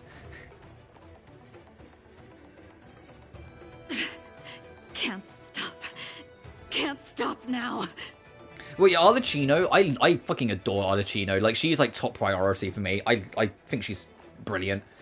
But I love the two sides for her, because what I mean is, everything we've seen on Arlecchino is that her top priority is her children, the orphanage that she runs, and protecting them, and making sure they are safe, and making sure they have got right. Every single other person that you meet who knows Arlecchino tells you she's like the most terrifying fucking psychopath on the planet, and it's like, what is this front that she has then, you know? Like, what is this front that we haven't seen beyond of, that everyone who's seen beyond it is fucking terrified of her? And thinks she's this unrelenting, self-serving psychopath that will murder everyone at a moment's notice if she feels the need to. Like, even after we met her, there's a lot of, like, quests and, like story beats that we've done recently with, like, other characters, where it's like, there's so much lore in the background that implies that Arlecchino will just fucking kill you. And she will do it without even thinking about it. Because she's just a maniac psychopath. Yet every time we've met her, she's extremely calm and civilized, and it just comes across as like a caring mother who wants the best for her kids. It's like, what fucking front is she hiding? And I love that. I love that. I want to see what happens when something ticks her off, you know? And it's on Twitter ticking me off. Fair enough. Yeah, but I can't stress enough, interacting with Genshin fans is never worth it. And I say that as one. There are several communities that I can think of and talk about where I adore their games, but I never engage in their communities if I can help it, because it will only worsen the experience. Sonic used to be like that. It still has its moments, but Sonic is infinitely better nowadays than it ever used to be, just because Sega and Sonic Team are a lot more communicative with the community and have a better relationship. But Genshin is hideous. Even though it's obviously only a small percentage, and most people I've met that are into Genshin are great, it's a small percentage of, like, several million people, so that small percentage is still a big enough amount of people that you notice it. If Aether. Exactly. And ultimately, it's fucking fan art. What does it matter? Where? Judging by where it's docked, it must be. Well, I don't really care for, like, the SysCon bullshit, but I'll still be like, oh, that's a good piece of fan art someone drew, when it's like Lumion and Aether, like, going at it. Well, not maybe it's exaggerating. I wouldn't look at art like that, but you know what I mean. If it's like fan art of, like, those two being super close sort of thing, and they'll be like, but I don't like SysCon, so I'm not going to like it. It's like, no, it's great art, dude. Cool. You know, like, just don't fucking. Come on, let's climb aboard. It's just like, let people enjoy things, you know? When people get annoyed because their ship isn't canon anyway, and then they're like, oh, but it's not this way, it should be this way. And I'm like, dude, your ship's not even fucking canon, and even if it was, it still wouldn't matter. People could draw whatever they want. They're fictional fucking characters.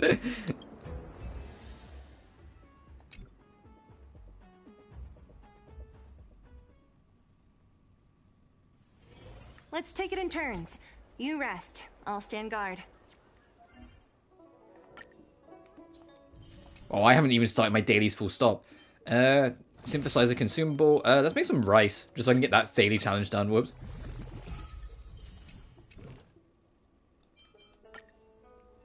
I nearly got defeat 20 enemies. Break? Why is killing 20 enemies of lower point value than just break shit? How does that make sense? Then, of course, do the daily mission, which I'll do anyway, even if I do get all 500 points. Mad over fan art of a hetero relationship. I think she isn't the type of character to be a man. I'm just like, yeah, I don't buy that. It's like, yeah, ultimately, like, as it goes back to, it's like, it's fucking fan art. People can have, like, people can draw the characters the way they want to draw it. You know, let people enjoy things. You know, characters, like, when it comes to fan art, every character is bi, really. You know. Greetings, Master Diviner asked me to wait for you. It's about time. Can't go, busy right now.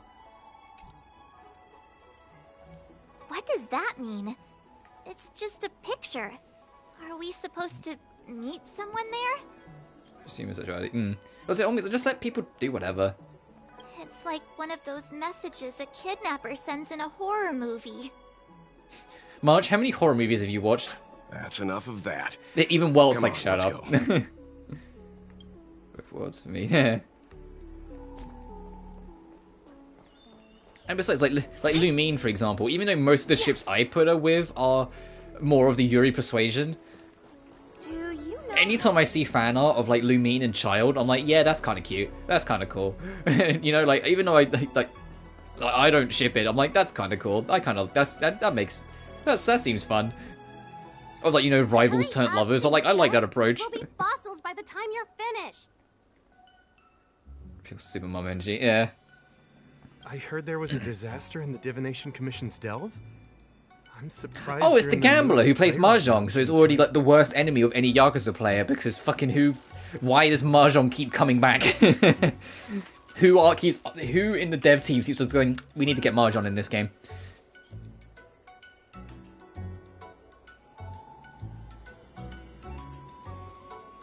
There's a mini Arlecchino. I love the one where it's like, like the fan arts where it's like Chibi Arlecchino being actually friends with Farina instead of like Farina being terrified of her. And it's like they're just being buddies. It's like, I find that shit so cute. I just say that, it's not chibi, but there was an artwork I saw this morning of Arlecchino and Farina, and when I saw it, I was like, this is so sick. Like, it was super hyper detailed and like, not realistic, but it's got that kind of like etching effect. Like, you see like those old school like dramatic portraits where it's like, it's super like scribbly in places sort of thing. It was like that, but it was Arlecchino and Farina staring each other down. Farina was holding up a sword to Arlecchino's neck, but in return, Arlecchino was just holding a red rose that was just about to touch Farina's cheek. And I was like, this is so fucking sick for fan art. Like it has like, it's so many layers to it. I was like, that's so fucking cool. But yeah, there's a lot of artwork of a like Chibi Arlecchino actually being friends with like a Chibi Farina instead, and it starts out with like Farina realizing that Arlecchino's hands are corrupted by the abyss, but doesn't realize it's the abyss and just thinks they're dirty, so grabs her hand and pulls her over to a fountain and splashes water on her hand. And I'm like, this is so stupidly cute. And Arlecchino's just sitting there like really confused, like what the fuck's going on?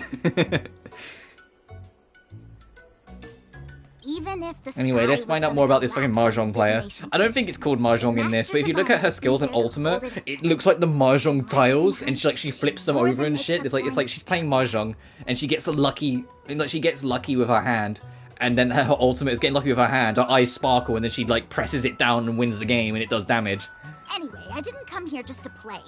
She ordered me to wait here for our guests. Also, yeah, look at the table. Time is precious. I'm simply multitasking.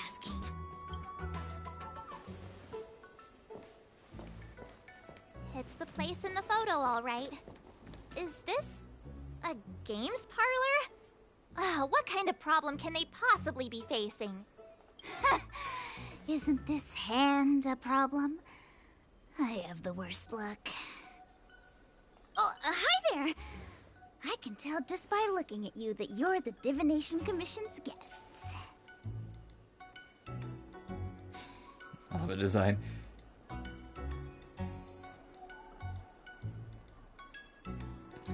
I'm gonna bite back. You don't want the Master Diviner to know you've been slacking off, do you? Even Marge's like, yeah. I know, I'm sorry. I was going to wait for you by the statue, but... Ah! Triplet! But folks from the Realm Keeping Commission descended on the area. She is so much smaller than everyone else around that table. I love the facial animations in this game. Like, Genshin's slowly getting there, but like... This is, like, I love how much more, like, attention to detail on, like, the character animations. Look at fucking March. Like, you can, like, tell so much about, like, what's going on just by, like, her face. So I thought to myself, wouldn't it be better to meet somewhere quieter? Four of a kind! And wouldn't that be more fun, too? Better to show you the real Exalting Sanctum and introduce you to a true Xianzhou pastime, Celestial Jade! Oh, my beloved. What the fuck? Now that my wish has been fulfilled, there's nothing holding us back. Follow me, honored guests. She's a fucking... I must apologize for your long wait, honored guests. It wasn't too long. Seeing your enthusiasm for this Celestial Jade game has stoked my curiosity. Well, no, you don't want to play Mahjong well. No, it's a... No. You clearly have excellent taste. If you're interested, I can show you how to play. It's great fun. Sure. Well, no! Mr. Yang, is this really the best Even Marge is like, no. So I got an achievement. Is it for meeting this little menace, perchance? Find is it Xingshao? Who is working hard at playing games. I'm imagining it's Xingshao. That's how you pronounce it. Because Chinese pronunciations. I think I actually have her in my party. Well, not in my party, but like in my cast. Oh, I have Gunyafen. Not Yoimiya. No, like, definitely not Yoimiya, we promise.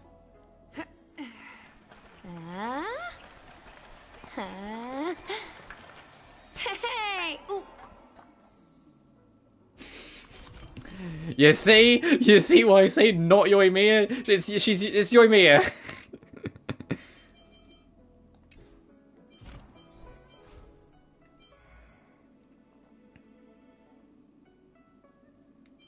You've got some of the constellations fucking around. Also, or you Dolan, sorry. I don't know how common knowledge this is, but you can kind of see in the outline for number 6. Number 6 is them, like, sleeping in the nude for some reason. For, like, everyone. Like, if I go down to... Where's Traveller? I mean, you can't really see it too well here because like, there's a sparkle to kind of censor. But, like, all of them, the 6, are them just naked napping. Like, it's supposed to be, like, the soul version of them or something.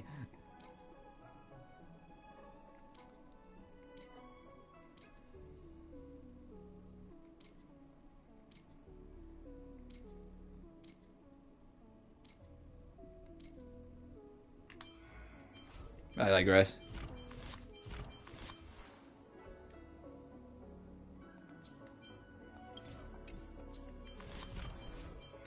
What was I going to show? Also, her name's not Gunyafen, it's a nickname. Her actual name is Guinevere. My name is Guinaifen. Gui means wood, Nai means to exist, and Fen means fragrant. Jeez, why do I feel like I haven't seen you in a long time? See you next time. I don't know where it says. My real name is Guinevere. Guinaifen is the Xianzhou name Xiangshang gave me. Who is Xiangshang, you ask? She's my best friend. Sushang, the Cloud Knight. Have you met her? Don't throw the game! What's wrong? Everyone's a customer. Turn out your pockets. Forget your wallet. No one's gonna pay you to stand still. Fame and fortune! I think she's a businesswoman. Call her the hun. Glad I trained. Getting serious, huh? Come feast your eyes. It's never too early. For a happy new year! That was such a delay. Uh-oh. Drop the ball. The show must go on. Here we go. Tough crowd. That was a heck of a performance. Ooh, extra tips. Think fast and work fast. The only character I don't have, of like the new badge, is fucking Pfizer herself, or Fipaz. Just look at them thighs. Jesus Christ, Topaz. And there's a reason why I'm not getting her. She's a fucking debt collector. And I'm like, no, never. Like, I don't care who the IRS sends. I am not paying taxes. Look.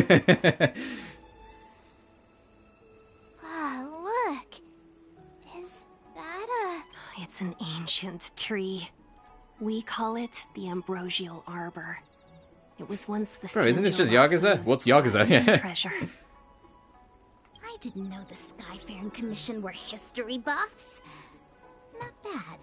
Younger generations usually don't know much about it. It's said that the Ambrosial Arbor is an ancient remnant from where the Xianzhou roamed the ether. From a distance, it looks like half a tree stump. But according to records of the early nation... Also, Xingqiao, I believe you get for free if you do Simulated Universe. Meaning? Like, you don't have to roll for her, you can just get her. It means the tree was as tall as the sky and stars hung from its branches. So, how big was it? Bigger than the Express? Bigger than Herta space station?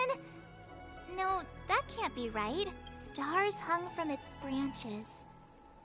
Then, how did it fit in the Xianzhou? Technically, any tree in the spaceship fits this description. Those are metaphors. You shouldn't take poetry so literally. She's now officially better than Wolf, because you can actually just get her. Anyway, it's just a legend. I see this view every After day this on my cutscene, way I'll to tell work. you what type of character she is, so you can get a better idea if you actually want her in your party. Let's go. Because I can tell you what classification she falls into, basically. She falls into erudition, so she's group-based DPS.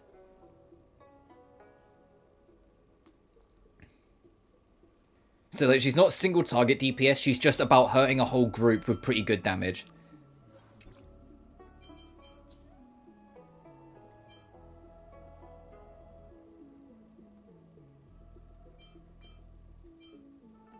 I think I've got her more than once, actually, if I go check her constellations.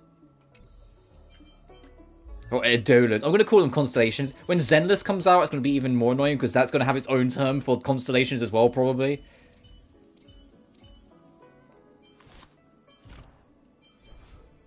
Oh, I have her a bunch of times. Yeah, she gets that little star in her eyes when she's winning. But yeah, I got her a bunch of times, because you get her for free for doing Simulated Universe. Oh, you can also increase her attack.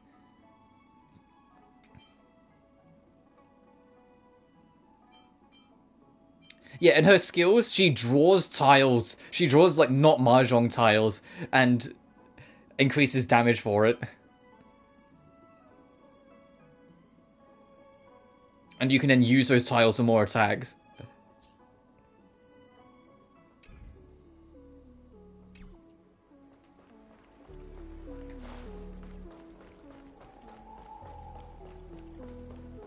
I don't extractor cleaned or your star skiff serviced? Look no further. You're a shopkeep that isn't a vending machine, so I want to see if you sell anything interesting. No. Okay. I had to check. Because that's a vending machine. It's a fucking thin vending machine. It was a vending... Oh, you're a normal shop. Just seeing you makes my head ache. I don't know why I was having a headache. Don't make me feel so blunt. I'm a healer and your symptoms are clear as day. My internal diagnosis is that your time is quickly running out.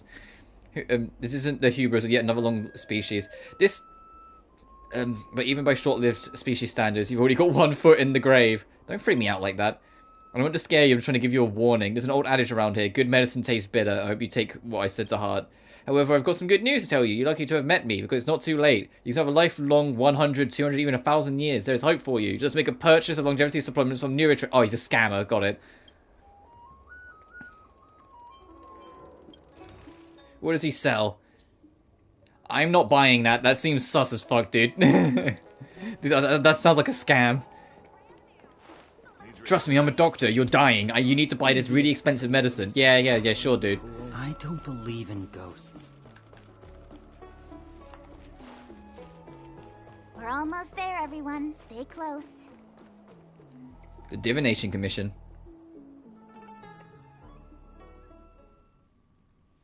Just a heads up. Please don't go running off once we're inside. You may... Oh, there's puzzles here. Please don't get distracted. Oh, this area's kind of big. Oh, okay. Be the Master Diviner's guests, but she hates people who don't abide by rules and regulations. Oh, and people who ask too many questions, not to mention... Please, don't push her buttons. It sounds like you have a history. We're just here for the questioning. We'll leave as soon as it's over.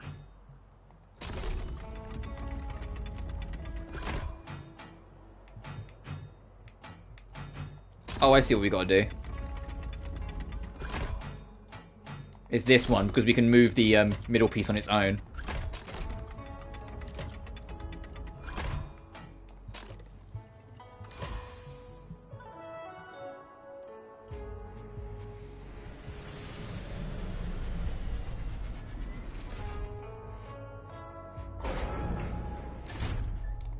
Looks like these are my tips.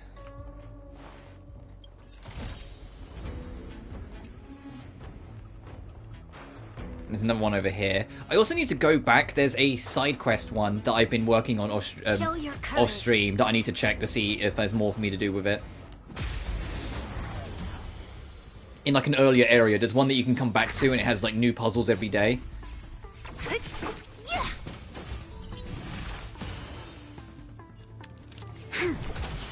You won't get away.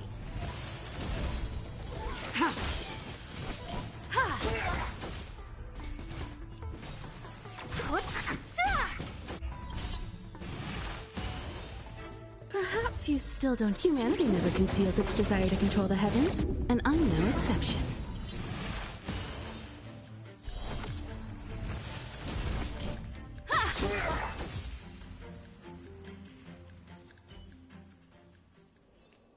A sharp scythe needs targets.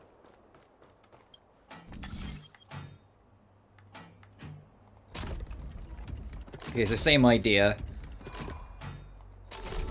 Fix this one, then go back for that one.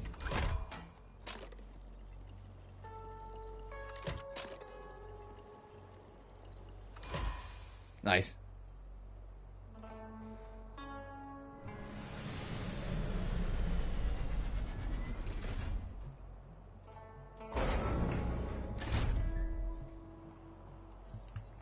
Not bad at all.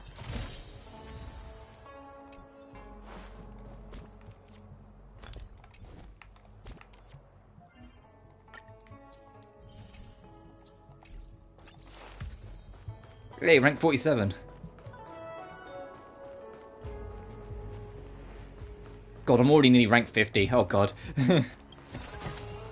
Time well spent.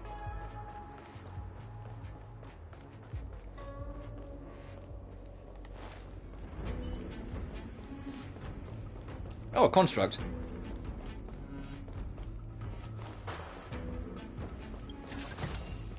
Ample supplies.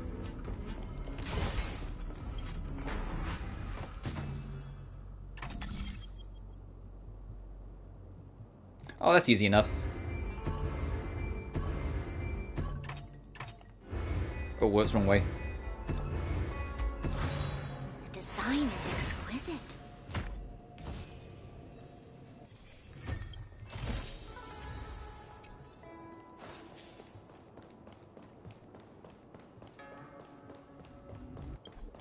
Can't activate at the moment. Okay, it's gonna railroad us until we're done with the story beat.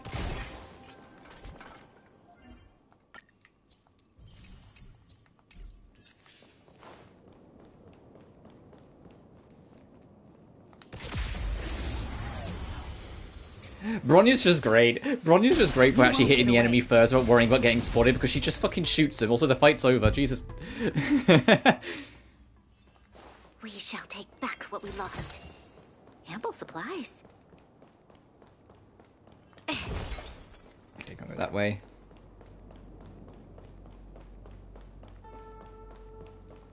I'm gonna get up to the door and it's gonna be like, okay, you've already broken everything. Strange. Oh, let me guess. The gate isn't working? I don't understand. It's never been locked before. And no one told me to take a key. Hey, I know the food here sucks, but that's no reason to shut the gate on our guests. I love this little shit's attitude. From the Divination Commission. And I can say little shit because look at her. She's like Silverwolf's height. Maybe something happened inside? Don't scare me. Master Diviner wouldn't let anything bad happen on her watch. Kafka's in there. There's no need to panic, okay? This isn't the only entrance into the Divination Commission. I know an emergency access. Here it is. Ugh, Stellaron corrosion. What's going on? Great. This gate won't open either. We've kept the Master Diviner waiting. No doubt she'll blame unreliable Xianzhou for messing up once again. I knew I'd offended that diviner. That's why she sent this girl to help us. Miss Xianzhou, if you don't mind, may I take a look? Huh? Oh, no need. Actually, I was just being polite. I don't see why not. Let me show you. Also, her name is pronounced Chincha. Got it. What the fuck? The system developed by the Artisan Commission move the computing modules by the subroutine stored in them to bases and corresponding patterns so that the substract can function normally. This is the module. This is the basis. Move all modules, computing modules, to the corresponding bases to make the substract function normally.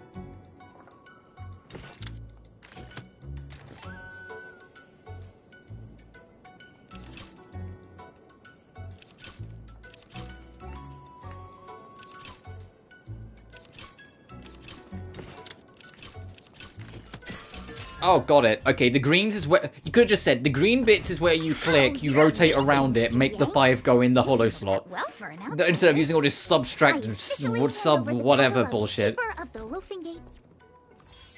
They could have explained that. They could have explained that in a way more helpful way than subtract, substrate, sub-kill me.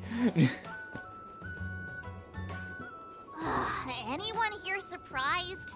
Anyone? Here comes trouble. Can't we run around to them for a change? What a headache. You'll pay for this. Thunderwoe strike. Should I be concerned? You won't get away. Oh, and these enemies are only weak to physical and imaginary. Perhaps you still don't understand. Oh, I don't have my baseball-wielding maniac with me anymore. And I'm no exception. Don't mess with me. Oh, the Thunderstruck thing is that when they die, they will hurt the character. Got it. So it's kind of like a Destiny Bond, but not as fatal as Destiny Bond.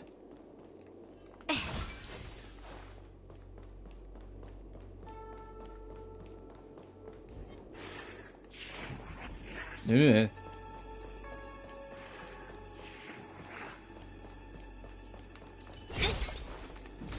Fuck, got stuck in the corner. There we go. I had a feeling there'd be loot over here.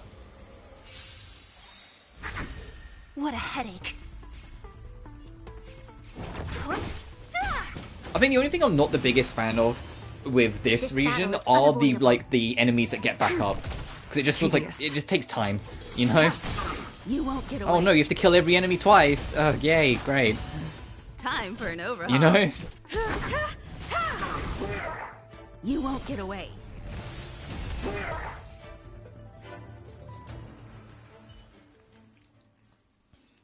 A sharp side. But I know it'll only be this planet, so it's like, it's whatever. This makes me curious what gimmicks they'll do for like other planets, like with certain enemies, assuming they do more gimmicks, or if they have more of like a straight man planet, if that makes sense. But like the enemies aren't really gimmicks, they just do their bit.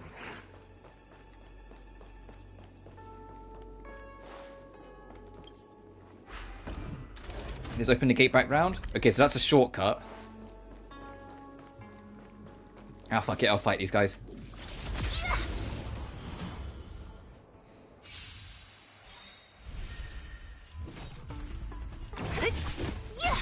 I'll end your misery. I'll free you from disappear among the sea of butterflies. Illusions of the past. Don't mess with me. Enemies gonna get back up, so Zila's reign of terror is forced to end for a minute. Zila's absurd. Zila single-handedly did everything up to this point. That's what I mean. That's why I love her. Okay, so when this enemy dies, it's going to do damage to her. Who's next? Try harder.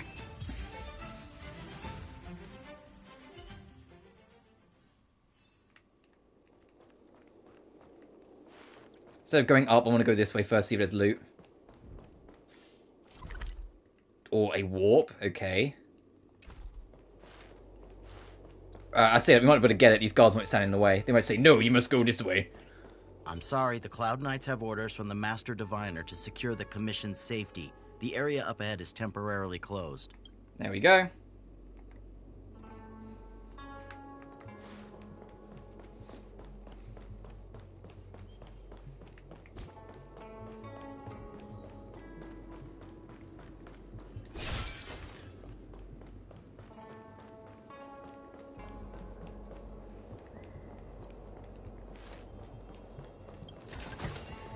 Time well spent.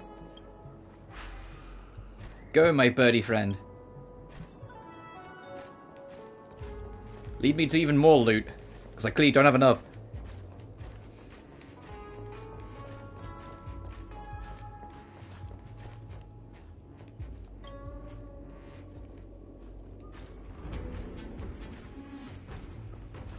Where are you heading?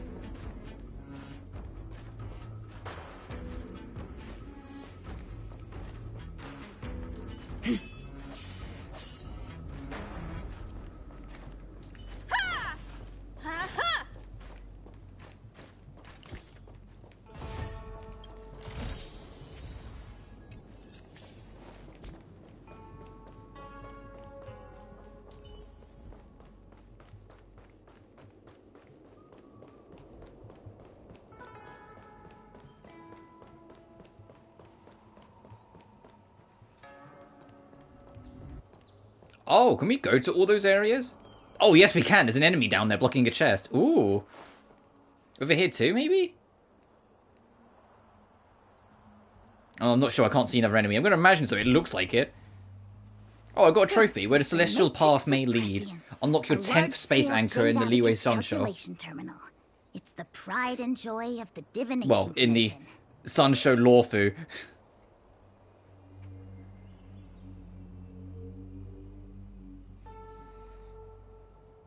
I'll just say leeway because it basically is leeway. We've heard the term Jade Abacus a few times now. Would you mind explaining what it is, Miss Qingque? A Jade Abacus is just... a Jade Abacus. That's a good question, Mr. Yang. It might take me a minute to give you an answer. Let me think. The book, Glimpses into the Beyond, describes it as living jade engraved with symbols for divination into the unknown. You can just cite a random book, quote for quote, like off the top of your head. Jesus Christ, girl, your memory is amazing. I wish I had your memory to just cite a book like that. Just like engraving a seal, the craftsmen of the Xianzhou Artisanship Commission carve faint symbols into pieces of jade and then insert them into machines to get them to operate according to a certain intention. Some jade abacuses are small enough to fit inside bracelets and jewelry. We put the bigger ones into instruments of calculation, so we can simulate the future and learn from the past. Take the matrix of prescience here as an example. As long as sufficient information is provided, it can answer questions on anything. They say the theory behind the symbols was handed down. My bad, didn't mean. I thought she fit. I just pressed too early. Whoops. The principles are so profound that in the Divination Commission, only the Master Diviner truly understands them. So they're computers? Seems like it, but Jade Abacus does sound a lot better. Besides, ordinary computers don't have cool backstories. Technology handed down from Noose. Huh. Even in Madame Herta's space station, I never saw anything related to Noose. Anyway, don't dwell on names. As long as the machine works, what does it matter whether it's a Jade Abacus or a computer? Just like today. Would it have mattered if Baichue had brought you here instead of Qingque? It makes no difference at all. We're almost at the Matrix of Prescience core. The Master Diviner should be waiting.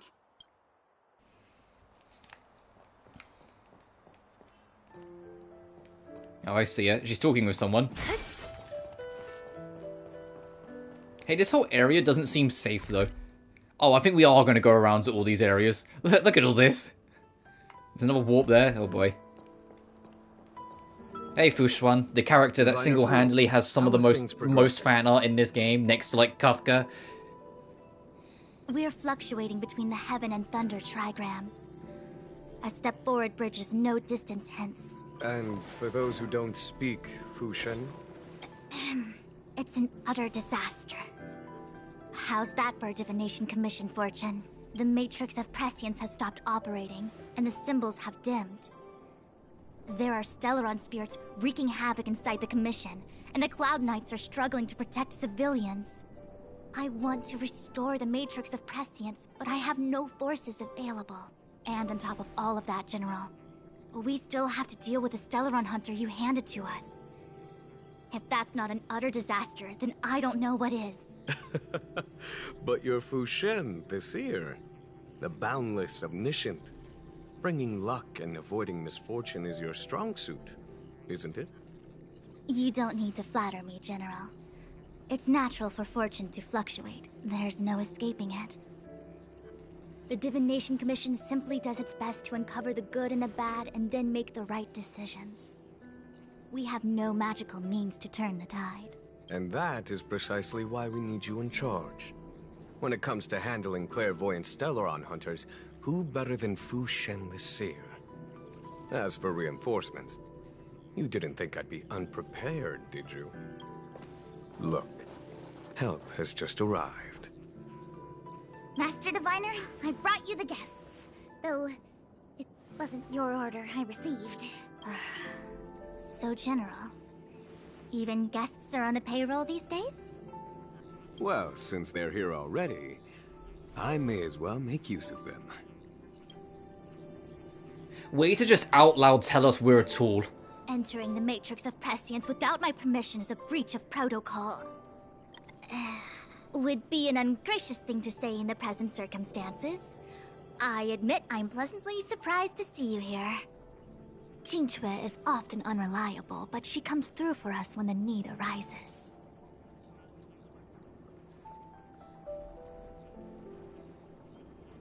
Glad to have us as your errand runners, aren't you? I thought you were going to have us escort us out. I was waiting for the Matrix of Prescience to resume operations so that you might gain insight into my divination techniques. It was rude of me to keep you waiting so long. No need for the formalities. We heard what the General said. If you need something from us, just say the word. Very well, then I'll keep this brief. The Divination Commission is currently understaffed. I need your help to restart the Matrix of Prescience's space terminals. And eliminate the Stellaron spirits along the way. Won't we be breaching Sancho's secrets in the process? Yes, but you needn't worry. You have my permission. Oh, then all's well that ends well. Qingque will accompany you.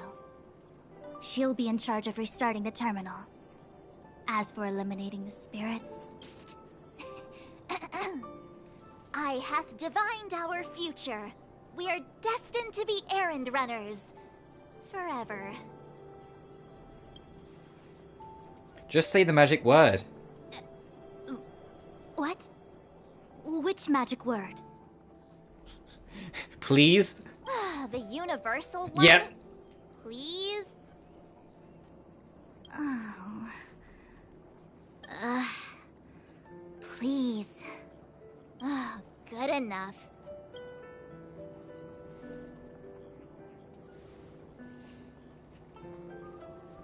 I love you much. Cheeky little shit. She's like, oh, this boss woman is just bossing us around. How many's gonna get to say please?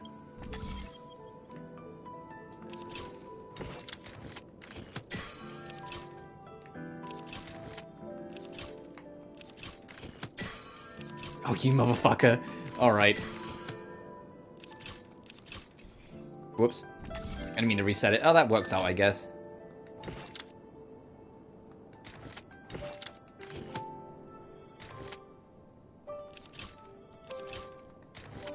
Nice.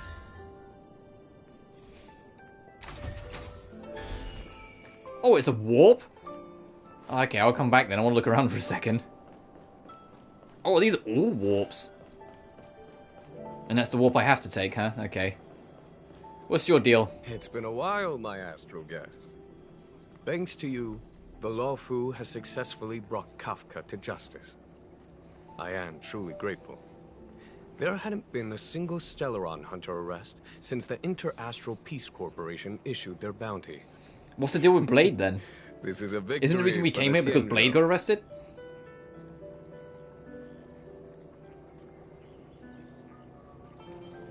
You didn't give us the full picture on your plan for Kafka. Fu Shen's Matrix of Prescience was able to go one step further than Kafka. To maintain the upper hand, I had to keep it a surprise. I hope this hasn't made you doubt my sincerity. Next time, maybe ease off on the surprises? I promise to be more transparent next time. At present, Kafka has no intention of speaking, and the Stellaron hunter's motives remain unknown. We must rely on the power of the Divination Commission to unearth the truth. Unearth the truth? You mean interrogate Kafka with the Matrix of Prescience? Precisely. The Matrix of Prescience is the Divination Commission's ultimate weapon. It was originally used to calculate navigation routes and predict future events. But the secrets of the Stellaron hunters cannot remain hidden any longer. I have no choice but to move beyond conventional protocol. We must use divination to ascertain Kafka's intent. Everything hinges on restoring the Matrix of Prescience, which is why I would like you to help Diviner Fu complete the setup. I am eternally grateful for your assistance. Alright. Well, we're not going to go through the plot warp yet. We're going to go see where we can go around. Let me solve this one so I don't have to worry about it later. Oh, boy.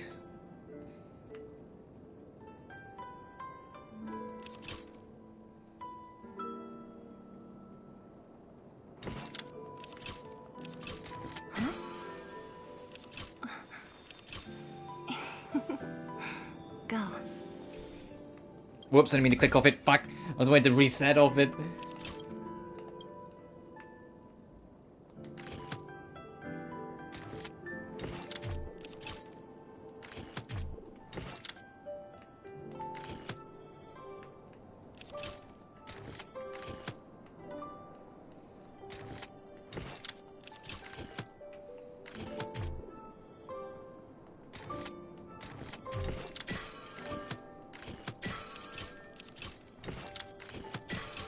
There we go.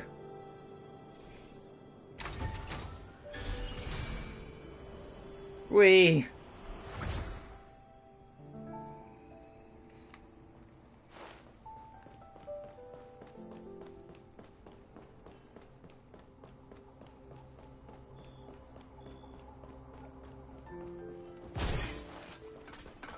Okay, and that's because that's connected to the plot side, so that makes sense.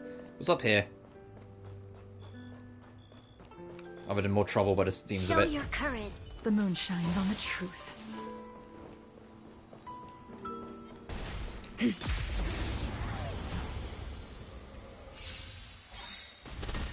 What a headache. Your Mara struck, so you're gonna get back the fuck up. There's always a weakness.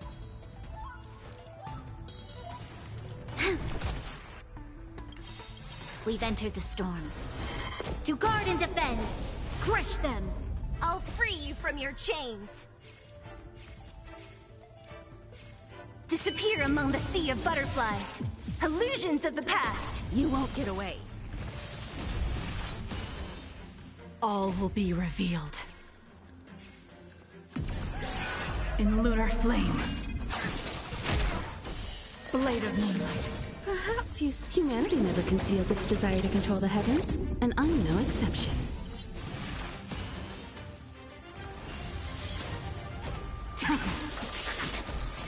There we go. And then he'll blow up, but he didn't get to tag anyone. Next phase. Get rid of the fucking bird. Whip. I'll end your misery. Get to a 2 birds. Whip. You won't get away. There's always a weakness. Yeah, they balance it by making that Zila's like extra turn for free shit can only kick in like once per cycle. But like I said, but you can undo it because using her ult resets the cycle as well, so you can get more turns out of it. And the fact that when you use a turn with her, she automatically gets enough, like she gets a speed boost anyway, so her turn comes around quicker, just kind of answers itself. I'll end your misery.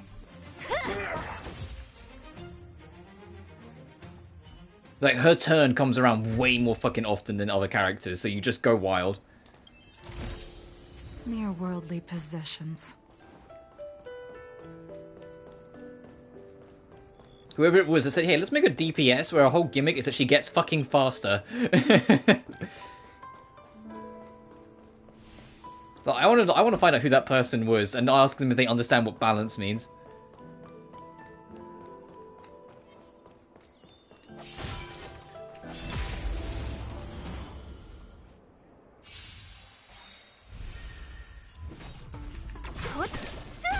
This battle is unavoidable.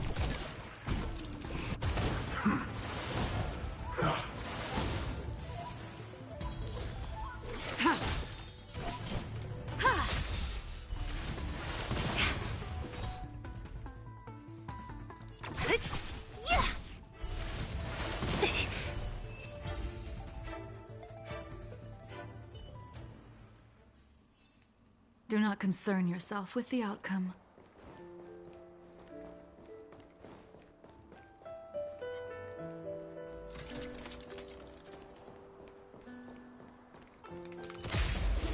Oh, it was the other one. I was like, one of these two is weak to wind. If I picked the wrong one, damn it. You'll pay for this.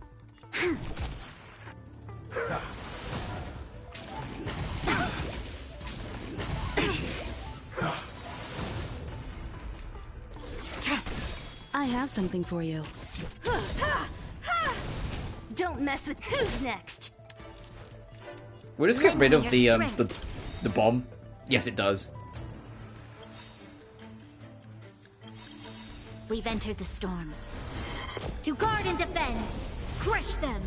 Perhaps you still don't understand. Humanity never conceals its desire to control the heavens, and I'm no exception. I'll free you from your chains. Try and get rid of that one. Sea of butterflies. Illusions of the past. Hell yeah, 19k damage. Fucking hell yeah. In lunar flame. Blade of moonlight.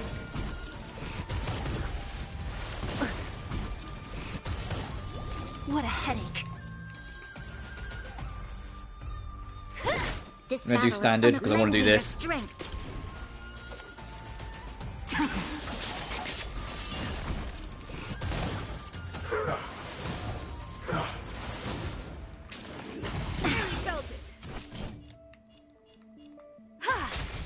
Don't mess with me. Who's next? I'll end your misery.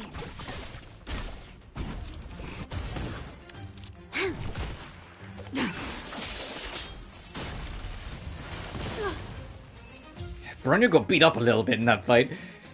I just realized as the fight was ending. It's like, oh, her health. Need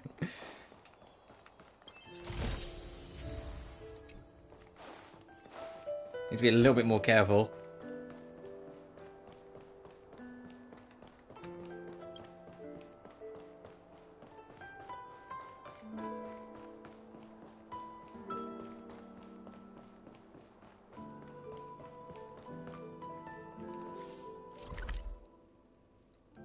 Oh, this circles all the way around, okay. You're only weak to certain elements. You're currently sleeping, so I'm going to circle you for a second to look around. Nothing else of interest here.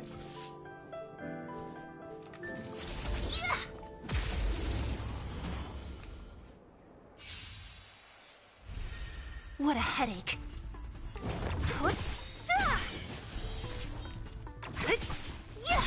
You'll pay.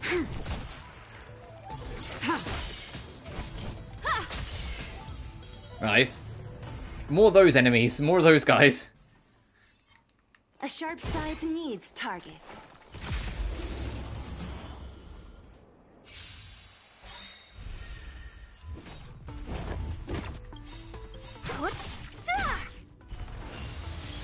I'll free you from disappear among the sea. Okay, if she killed it with basic skill, this guy's absolutely gonna fucking die to an ult. Yep. You don't have to worry about anything else. And you could see from the turn thing, because I killed an enemy and immediately went into an ultimate, she had 2 bonus turns sitting in the back. Like, regardless, because they were both reset.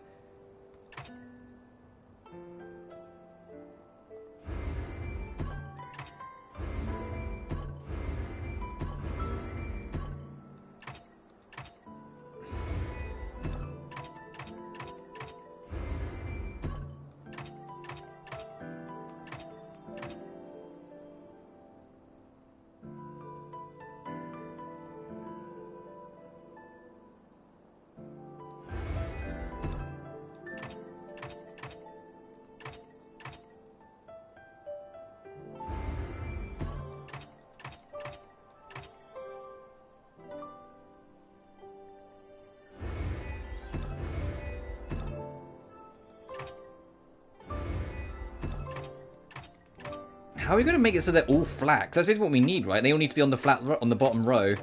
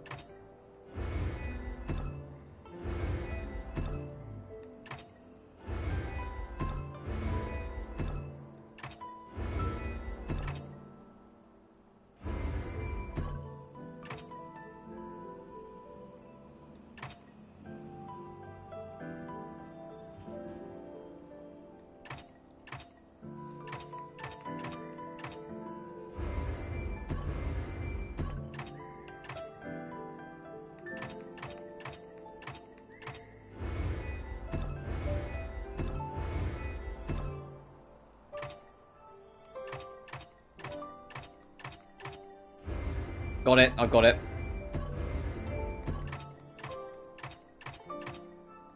That one's a tricky one, I like it. That one took me a minute.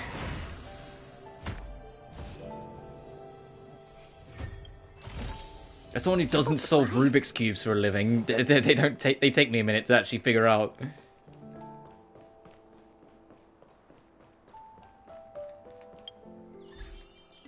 What have I achieved? Oh, dead. Right.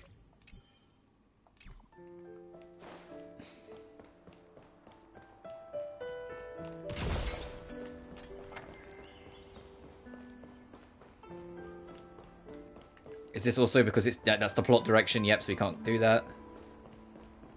This is probably hiding as like a special encounter as well. Or not, just loot? Oh, okay, don't mind if I do.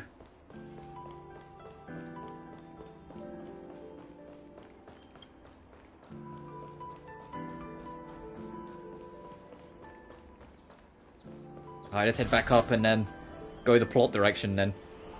You know, Fusuran is like, will you just go, please? What's this little cheeky man has got to say? Is this what I get? No reward and a bunch of extra work? The Master Diviner wants me to restart the Matrix of Prescience's base terminals. And bring you along for the ride. I see it's a promotion and a raise.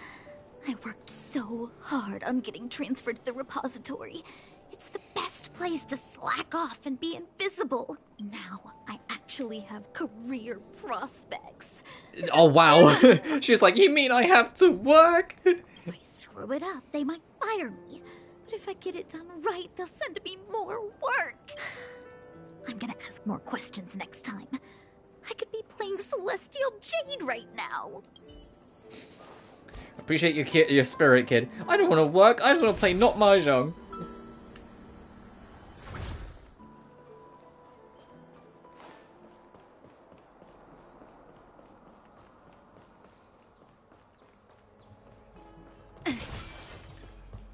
Oh, you're Show big your boy. Courage. The moon shines on the truth. All right, don't be a complete pain in the dick. Ah, great. Lend me your I'll strength. buff you because you're going to double up on turns in a second anyway. Blade of moonlight.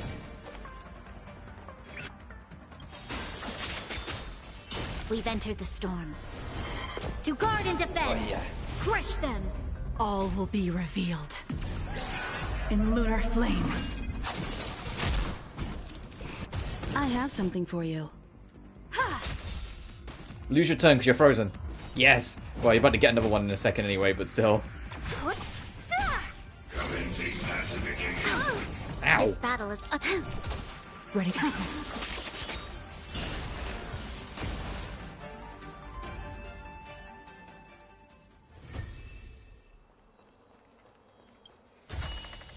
Time well spent.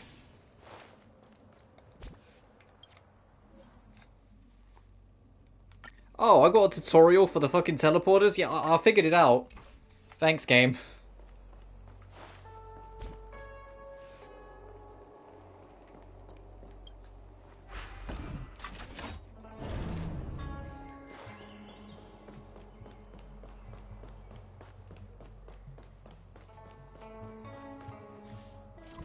And this will lead back round to the other side of the door so we can check this out. I'm going to explore all this area. This is a cool area. Way fucking bigger than I thought it'd be as well, but I like it. Might have to actually consider healing the fucking team in a minute, though. You'll pay for this. Lend me your strength. Trust me. You won't get away. On. Okay, that's fine. That's not so fine. That's not so fine. That might kill. Uh-oh. Don't mess with me. I'll end your misery. Yeah, that might genuinely kill. Yeah, okay. A sharp scythe needs targets. Alright. Inventory's there.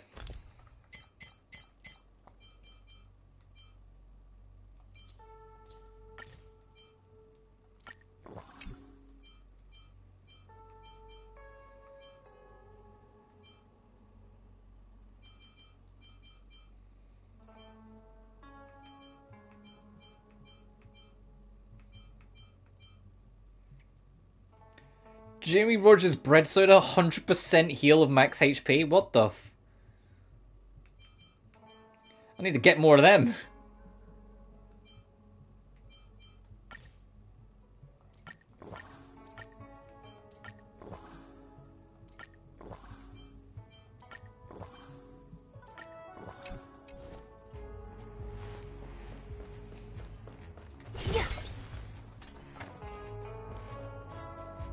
Oh, it's above us. It's like, I can see on the map there's more platform. It's where we came from. We've gone under where we started. Unlocking that so we have our path round, and there's another door on the other side we can unlock to get that round as well, and potentially more loot.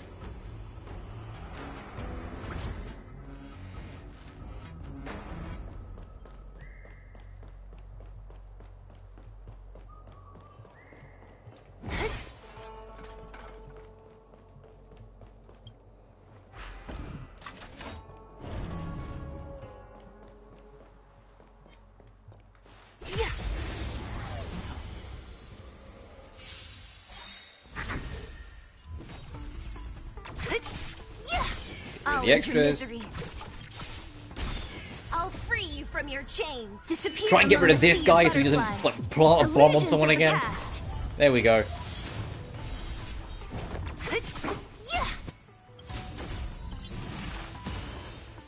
Perhaps humanity never conceals its desire to control the heavens, and I'm no exception.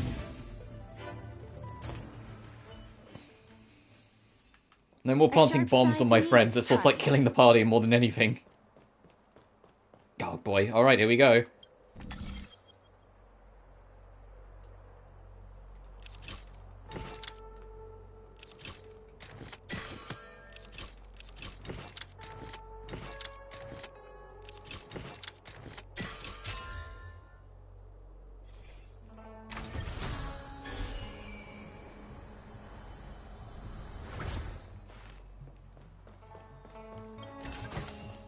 Time well spent.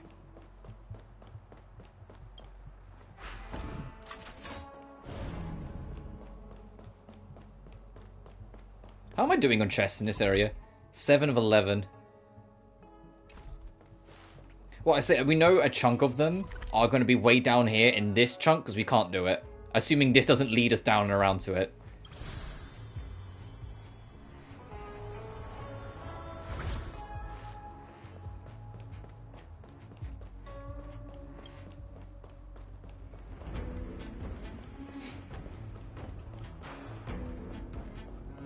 Let me see. This is the temporal terminal. I see a puzzle. Observes the potential of the temporal plane. They say this terminal is designed to retrieve information related to time. That door's locked from the other side, that's fine. There's a lot of goons over here. Get out of here. What a headache. I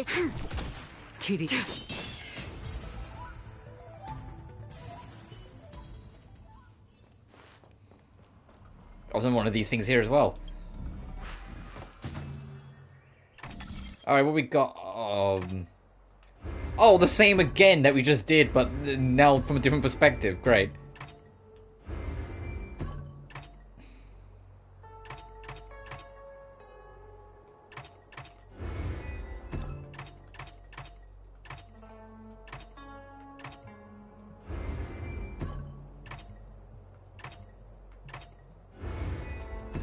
Alright, got it.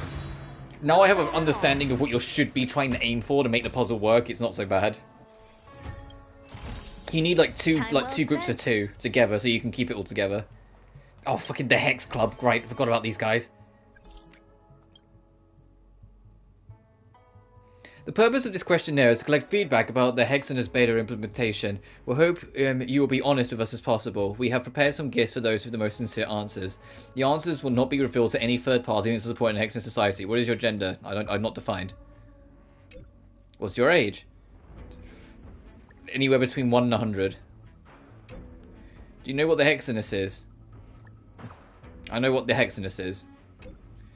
How did you come to know about it? An official account. We don't have an official account.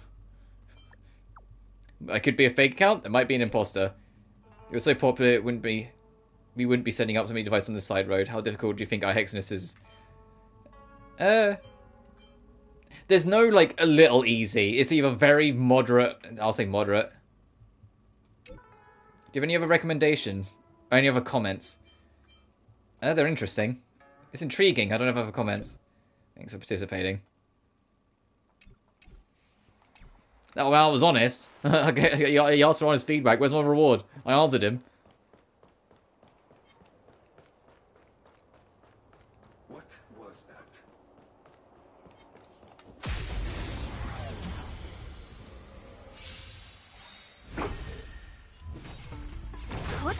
that?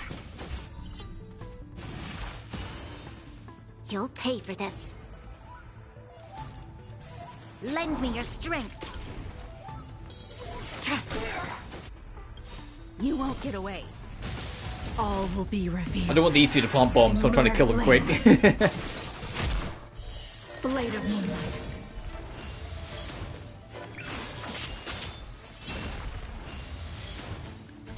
Don't mess with me. Who's next? Time for an overhaul.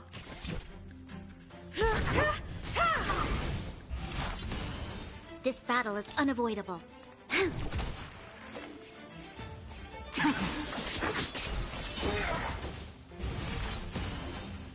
You won't get away. What a headache.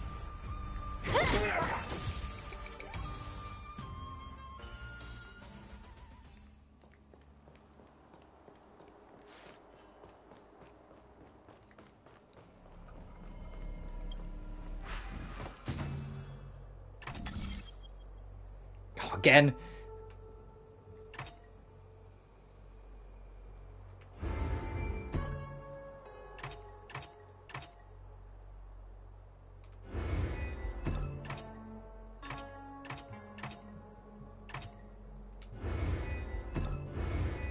There we go. Not bad at all.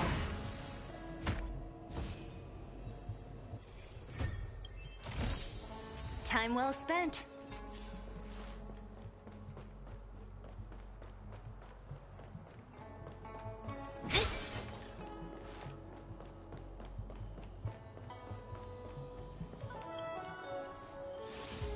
Oh, what the heck?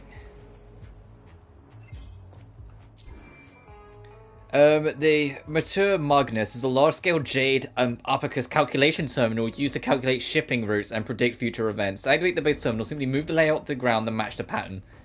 Oh, okay.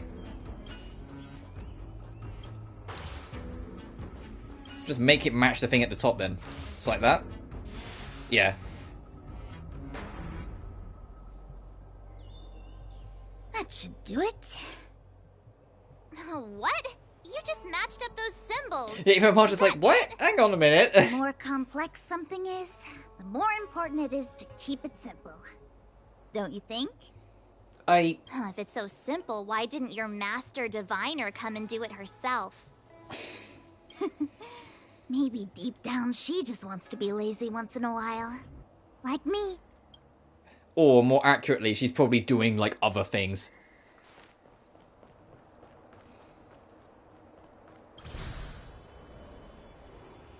Oh, we had to do all this anyway. Oh. Well, I'm sorry I wanted to just go explore, game. I didn't realize he's going to ask me to do it again anyway. Oh. New trouble found its way in front, though. Show your courage. What the heck is this? It looks like a walking gate. Take it easy. There's nothing supernatural on the Xianzhou. It's an arumaton. It's guarding the matrix of prescience. They're stationed at various strategic places. I feel like it needs a sign saying mortals forbidden or something. Are you sure it won't fly into a rage if we walk past it? We're here by order of the Master Diviner to restart the Matrix of Prescience. Friends, not foes. Passage prohibited. March! You should join the Divination Commission. Now's not the time for jokes, you little shit. Ah, great. Disappear among the sea of butterflies. Illusions of the past. Damn! Damn! The amount of damage she just did. That's a lot of damage! Lend me your strength.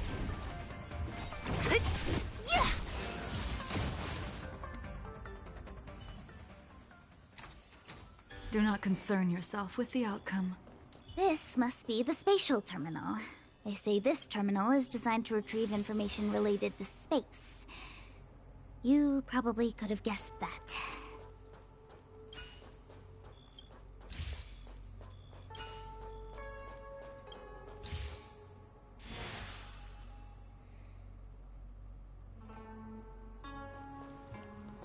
Okay, now one left. Done. Next. I wonder what's quicker, running over or warping over like this, like cutting through this side. I imagine this way, but because this puts us right in front of it.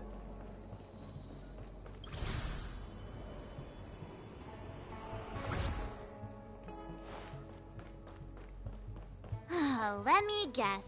Time, space. I bet the next terminal is energy related.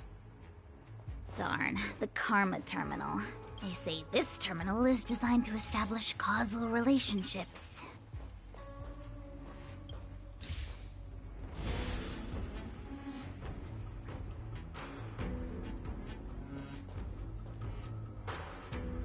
Ugh, we did it. All 3 terminals activated. Let's get back up there then. Let's go back to the core and report to the Master Diviner. Where is she? Oh, she's moved. There she is. Well done, all of you. I can sense the Matrix of Prescience symbols re-illuminating. Now, to interrogate Kafka. Those of you in the core may feel a few impacts. Are you ready? Sure. I feel like we're in trouble. I think... Oh, hey, Kafka! Again. Is this really necessary? Oh, look, there she is without her I makeup. said I'd cooperate with you. Look at how natural she is without the makeup. Jesus Christ. It's like a whole different woman. I have no interest in the words of wanted criminals, especially those skilled in the art of manipulation. So, say what you will. I'm here to witness the divination of the Matrix of Prescience. The Divination Commission has ways of extracting the truth, and they're far more effective than a conversation. Then please, Master Diviner, witness my destiny. She doesn't give a fuck. She's like, please then, let's waste my time.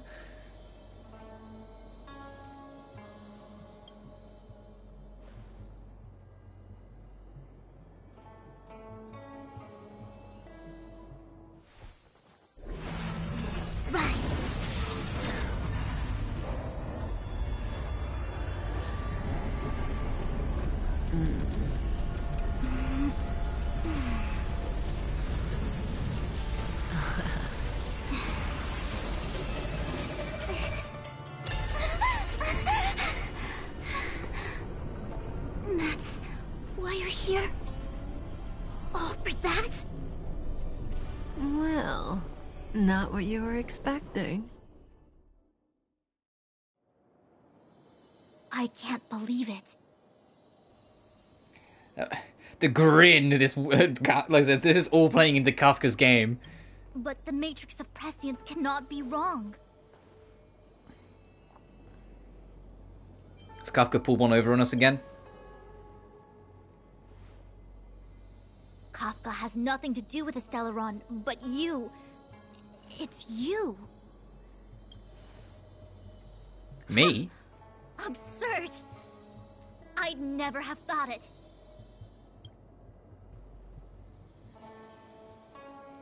What's going on? Ask her yourself. Take as long as you wish. I'm not going near her. She's going. I must report this to the General immediately. Please excuse me.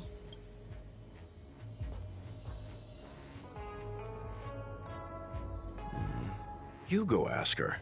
I don't want to. I know you still have many questions for Kafka yourself. Well... exquisite ingenuity and lustrous moonlight. Prophets do not prophesize. Look at her just floating over there, like not caring the fucking world. You go. I don't want to talk to that woman. Be careful, though. Don't get fooled by her again. Got it. Fool me twice. Shame on me. What now? Stop it. I'm getting Have you never... oh, March has never heard that saying. Got it. If there are questions you want Kafka to answer, now's the time. Anything you want to know? There are many things I want to know, but they can wait. Hi, you very troubling human being. Hi. Hi. Holy shit. Hi. That's screenshot worthy. Hang on. You haven't changed a bit. I'm sorry you have to see me in such a sorry state.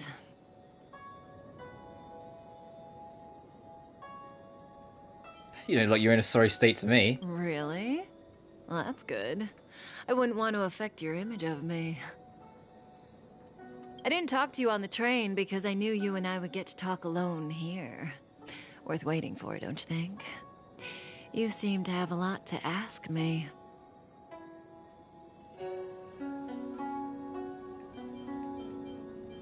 Ooh.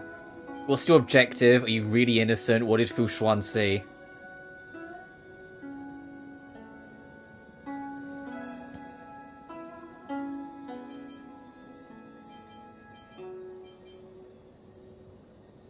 What did Fu Xuan see? Elio said he foresaw 3 questions, but they would be the same in essence. If I were to hear one of them, I would then tell you the objective of this trip in all its detail. Since you asked one of the 3 questions, it means everything is going smoothly. So she's saying regardless of what I asked. Are you ready to hear my answer? She's saying regardless of what I asked, if it want all 3 of those answers were probably the 3 like all 3 of the questions I could have picked were right. Xianzhou's Stellaron problem is not directly linked to us. But if you look at it from Elio's perspective, you can't say the Stellaron hunters are completely innocent. We foresaw all this long ago, but chose to remain indifferent until the time was right for us to get involved. Diviner Fu was surprised because she discovered 3 truths. 1.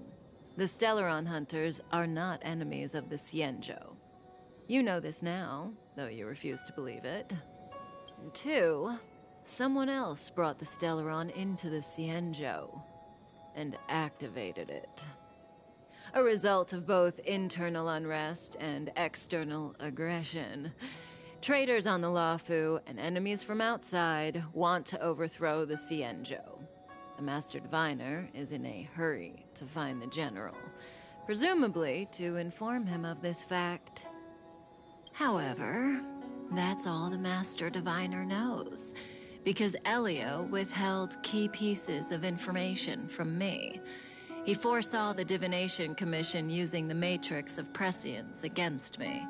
To guard against setbacks, he ensured that I knew only what he wanted the Xianzhou Alliance to know in this moment. As for number 3, even in their wildest dreams, the Xianzhou Alliance could never have guessed it. If the Stellaron hunters aren't the cause of all this, then why are Blady and I even here? You call Blady? That's okay. We're here for you.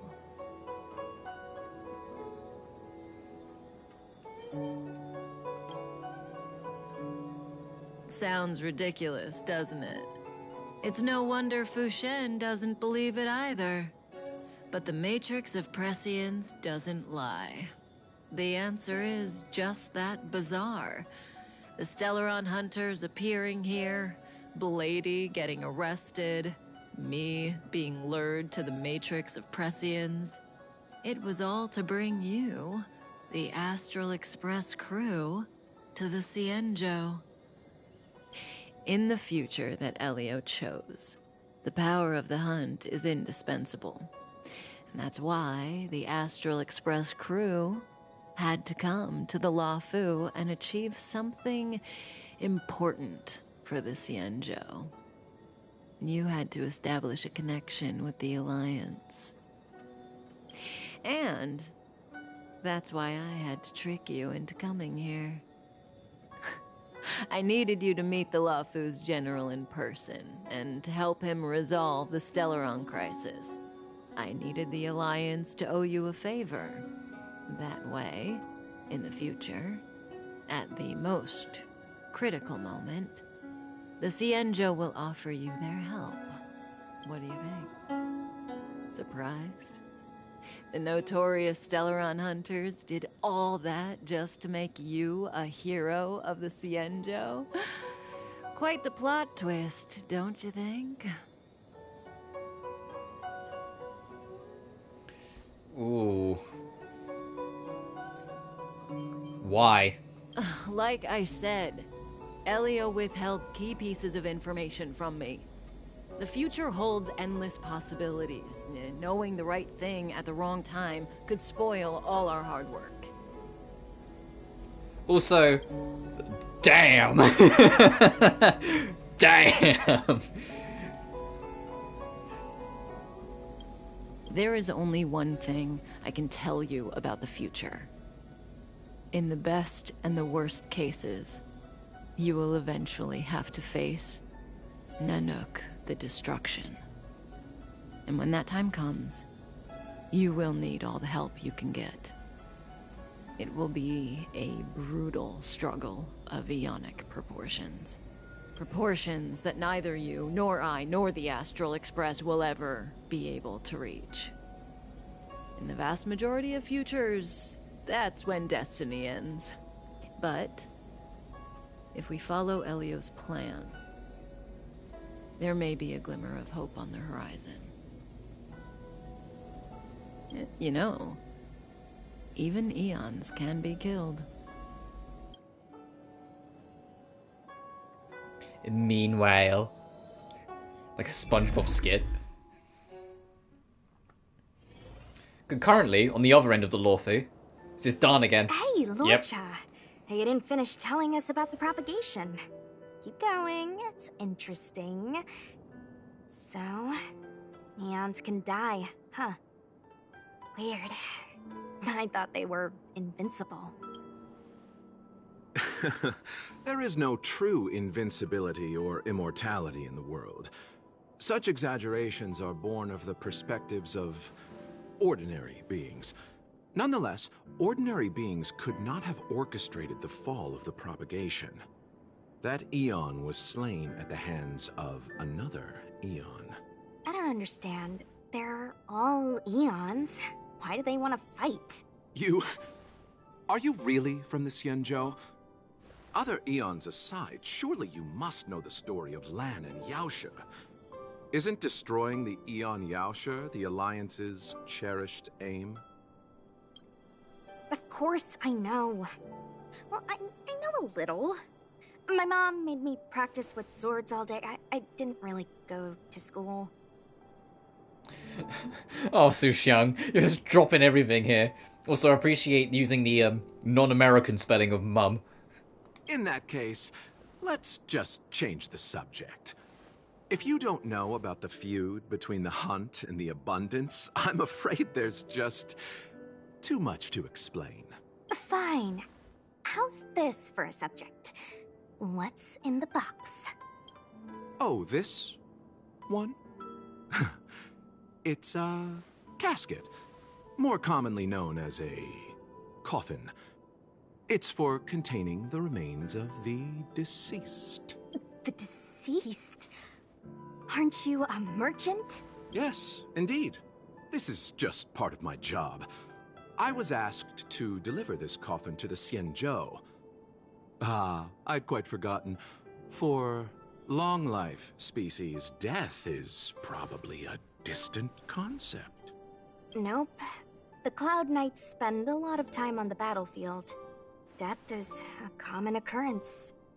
It's just, we don't put bodies in boxes? Coffins. In the Xianzhou, people go to the Hall of Karma in the Ten Lords Commission and consecrate the names and jade abacuses of the dead. It's our way of saying goodbye. The Foxians and the Videodora have their own ceremonies. Foxian soldiers place their dead in star skiffs and then let them drift out into the stars. They call it the returning. As for the Videodora, they're more mysterious. They say that when a Videodora is very old or has a fatal injury, they turn into an egg that looks like a pearl. When the shell breaks, they come out looking young again. My mom calls the Videodora long scions. When I was young, she told me stories of how the Videodora could turn into dragons. I don't know if that's true.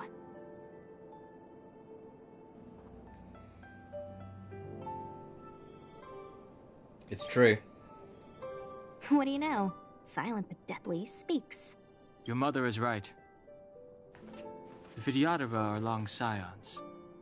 They are descendants of the Eon of Permanence. That was why some, but not all, could turn into dragons. The power was a rare inheritance, passed down only to those who could successfully complete numerous rites and challenges.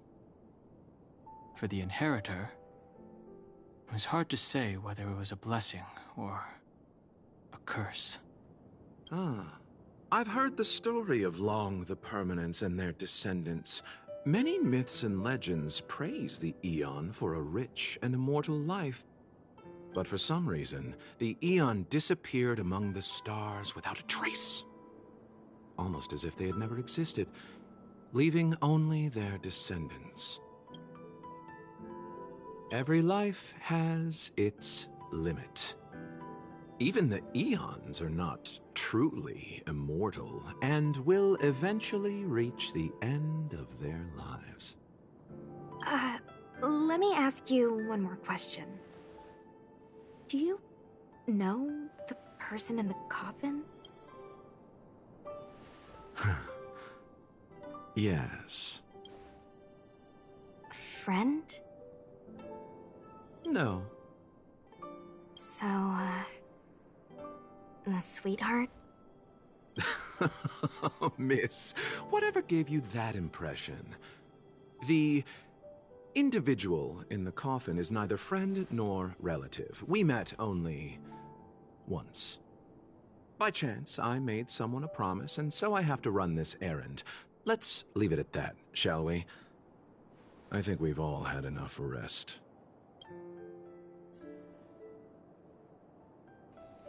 Oh, you're not gonna say no. Lucha is you can't control him. I forgot he's a story character. There's only Dan and Sushang that we can control. This will strengthen our position.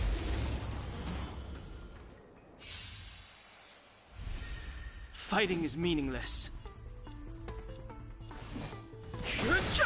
I mean, Dan's a hunt as well, so he should be good for damage.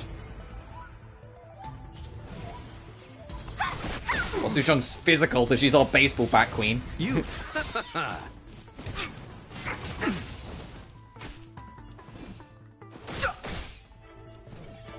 I wonder if he was story locked, because I don't think he was actually playable when this game first came out. So like his kit wasn't finalized.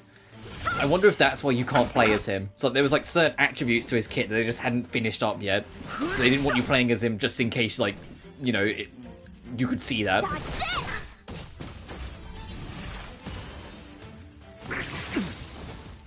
Receive divinity. Don't worry about me. Oh, you're a medic as well. Nice.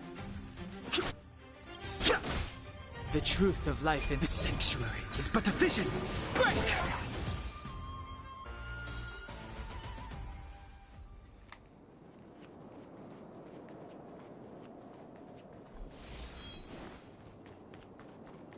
Mara struck. It looks like someone's hurt. Wait. Well, I already ran up. Deadly. Locha, let's charge in together. If we take them out quickly, we can rescue the girl. What happened to us letting you handle it? I've only got 2 hands. Please, I'll wangle you a prize for your bravery or something when it's all over. Enough. Let's go. Is this going to be 3 waves? I've no interest. Oh, it doesn't say.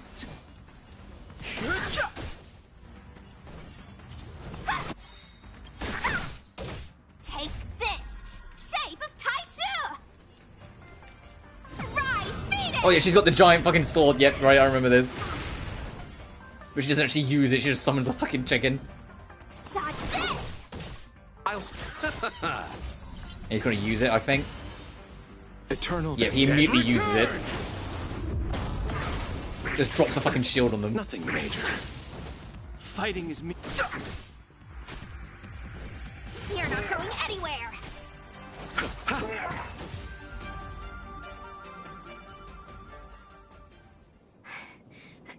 Miss, are you okay? What do you think? Sorry, I didn't see any blood, so I thought you were okay. You're a puppet. You're a cyborg? My motor is broken. I can't move. Are you a Cloud Knight? Good. Take me to the Realm Keeping Commission. Locha, silent but deadly. I'm afraid we have to delay things again. This lady is one of the judges of the Ten Lords Commission. As a Cloud Knight, I must prioritize her orders. I'm sorry. If I'd known, I wouldn't have got you to come with me. You'd probably be there by now if you'd gone by yourself. I happen to have some medical knowledge. Perhaps I can treat the young lady's injuries? Well, it's just... she's a puppet. I think we should just take her to the Realm Keeping Commission. Don't worry, Miss Sushang. Leave it to me. You might get an aching or numbing sensation, but it shouldn't be too painful. Do you think you can hold still? It won't work. My body is mechanical, not flesh and blood. Shiyi? That's the character coming in 1.6. Who's voiced by Jenny Yokobori in the dub, who is literally Yoimiya in Genshin. Be it mechanical or organic, we're still dealing with composite substances. I just hope you'll tolerate my methods.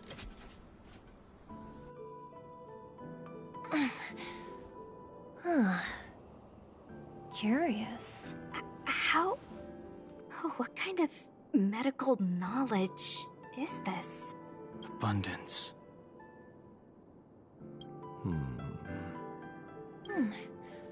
Very... Damn, love this. Love Robo Girl's eyes. No longer need to return to the Realm Keeping Commission. The mission continues. Damn, I like this design a lot, actually. As a judge in the employ of the Ten Lords Commission, I am forbidden from interfering in the affairs of outsiders. However, seeing as you came to my aid, a word of advice. Leave as soon as possible. I loved like the hair colors. I loved the design. I loved like the Robo eyes with like the on switch almost on the underneath. I love like the markings on. Jesus Christ, this is actually a really sick design. It's subtle but cool. It's like from a distance I didn't spot any of this. It was only when it zoomed in that I noticed any of it. So I was like, that's like, it's subtle. I came to address the root of our crisis by arresting a fugitive, a Stellaron hunter. This villain possesses exceptional Kind of gives me the Hu Tao's eye vibes. Weapon. I guess, because Hu Tao also has like... Well, Hu Tao has the asterisks in your eyes, doesn't she? If it hadn't been for a strange accident, my wingspan might have been cut short. Strange accident?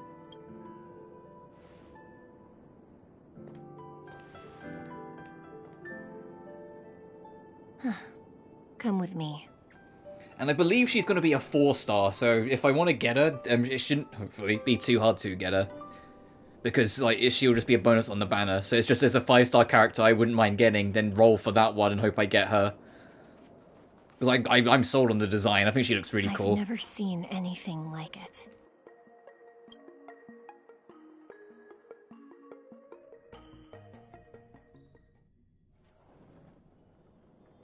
You know. Meanwhile, back with Kafka. Even eons can be killed.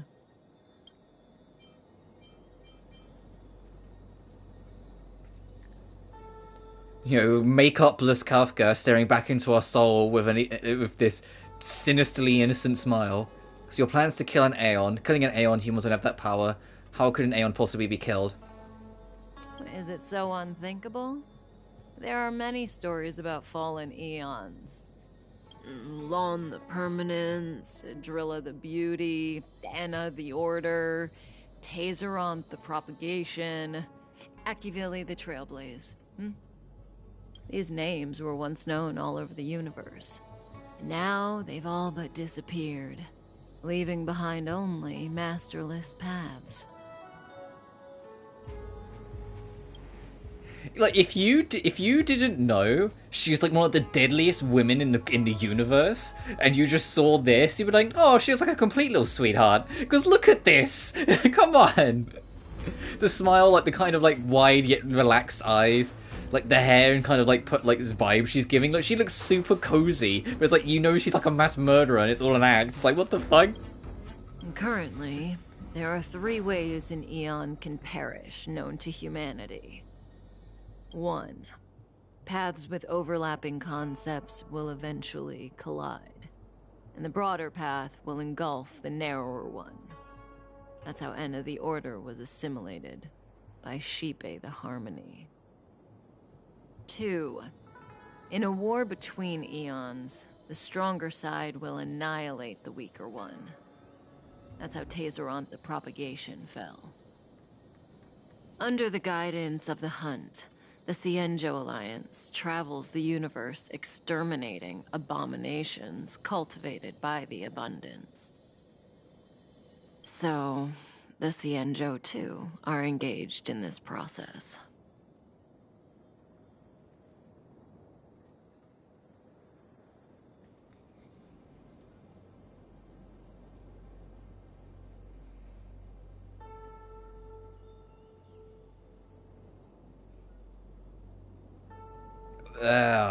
The top question is the question Kafka wants to ask. It's why she's trailing off. She wants me to ask her about why the sun show her up to that.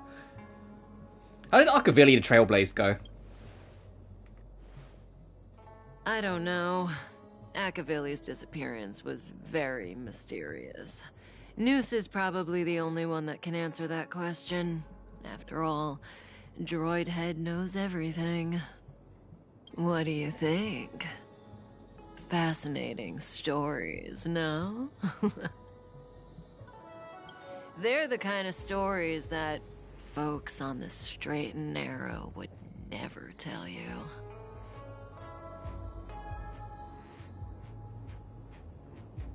What about the 3rd? Hold on. Any minute now. It's begun.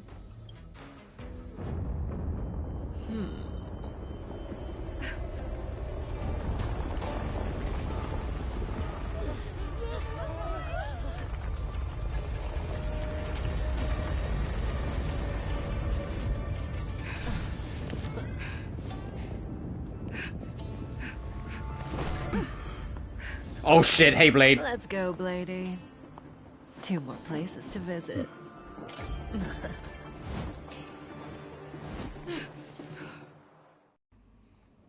I was worried for a second. I thought Blade was going to go for us, but no, they were just making their exit. Blade was just being the right-hand man that he is to make sure, like the bodyguard that he is, to make sure Kafka got away safe. If what she said is true, we won't have to explain anything. Hey, did she brainwash you?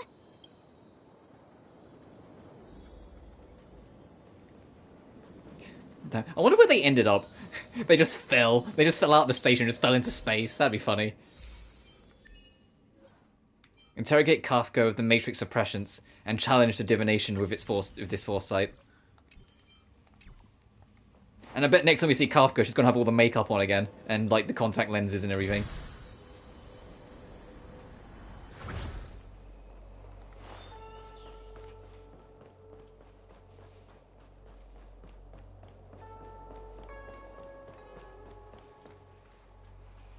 Wasn't this the dead tree Qingque showed us earlier? How did it grow all of a sudden? Amazing. Absolutely amazing. Even the long-lived might not witness something like this in their lifetime. I'm so lucky.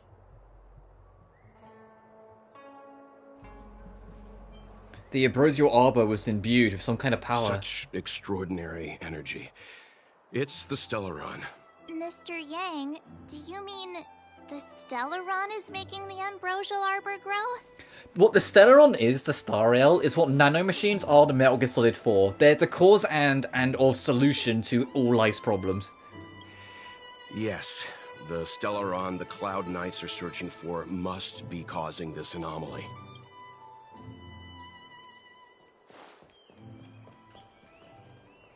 Are we going to be let in? Oh, have we got to go around? Yeah, okay. Because I don't think there's at least I don't think there's a gate door here. Unless this is it. Alright, I just had to use my eyes. I'm glad I checked and didn't just leave.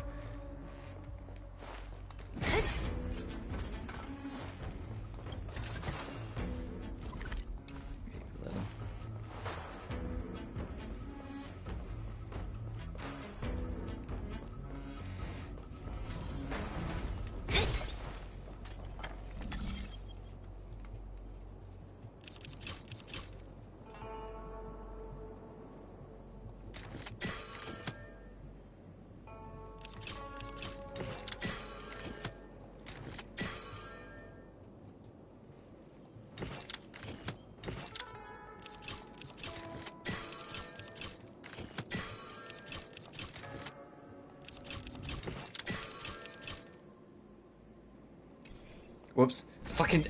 I wish Circle didn't kick out the whole fucking thing.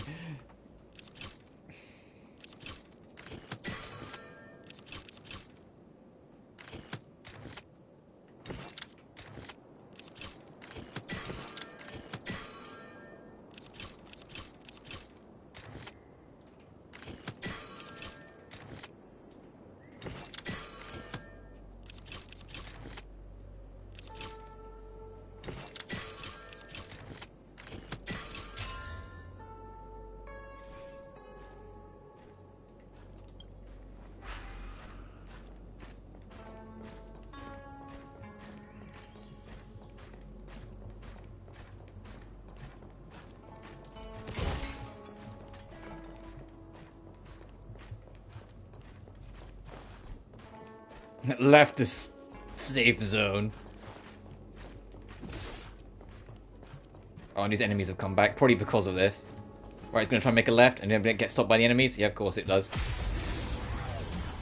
So these new enemies have spawned in. Gee, I wonder if it's to block off the bird for the puzzle. Don't mess with me.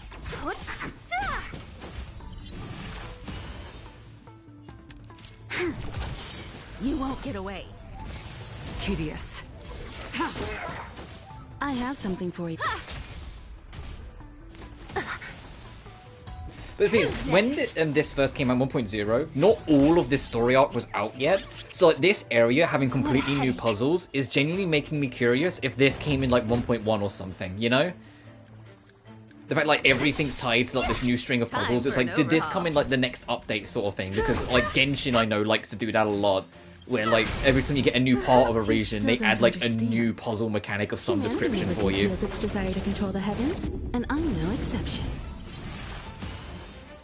I'll free you from your chains.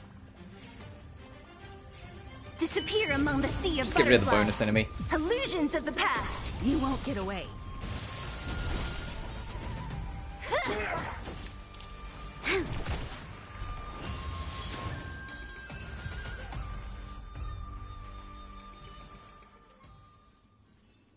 A sharp scythe needs targets. Was that the wind?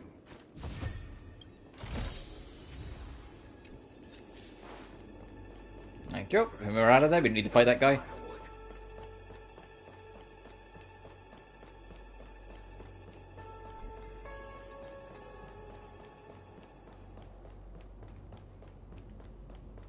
We must get the Xianzhou out of this challenging town. Time well spent.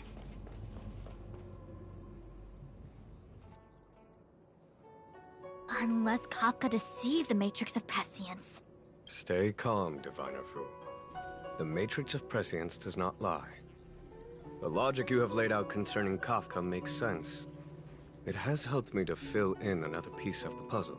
I agree there is a hostile external force at work on the Luofu. The Stellaron didn't appear out of thin air. Someone managed to sneak it onto the ship. As for the culprits behind the Luofu's internal strife, I believe we are dealing with the so-called Disciples of Sanctus Medicus. That shadowy organization of the denizens of abundance. Kafka's revelations confirm my suspicions. General, when did you have these suspicions? The moment the planter of the Stellaron revealed themselves. The Xianzhou has the blessing of the Rainbow Arbiter, and only another Aeon Emanator would be capable of sneaking onto this ship without my knowing. We are dealing with an external threat. The Stellaron corrosion continues to flood into the ship, and yet it bypassed both the seat of divine foresight and the shackling prison. There is forethought here.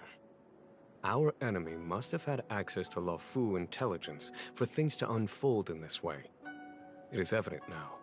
The Stellaron hunters aren't the ones behind the curtain. No. As soon as I set eyes on Blade, it was clear to me. But why is he here?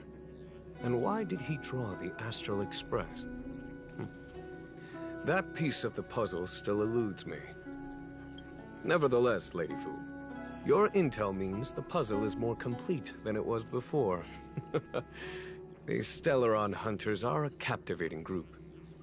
Such lengths to get the Xianzhou and the Express onto the same track. Who would have believed it? General, we must retain all urgency. The Ambrosial Arbor. It's the Stellaron. No need to search high and low. The traders have planted it in the Ambrosial Arbor's delve, thereby causing the tree to grow once again. The Disciples of Sanctus Medicus couldn't hold off any longer. Every crisis is a turning point. A problem is easier to resolve when you know where it lies.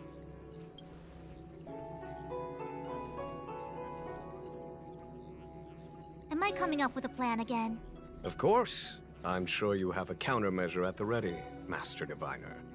From my perspective, convening the Cloud Knights is our immediate priority.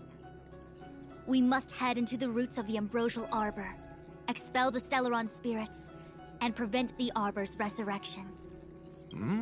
As ever, the Master Diviner's omniscia provides for the fastest solution.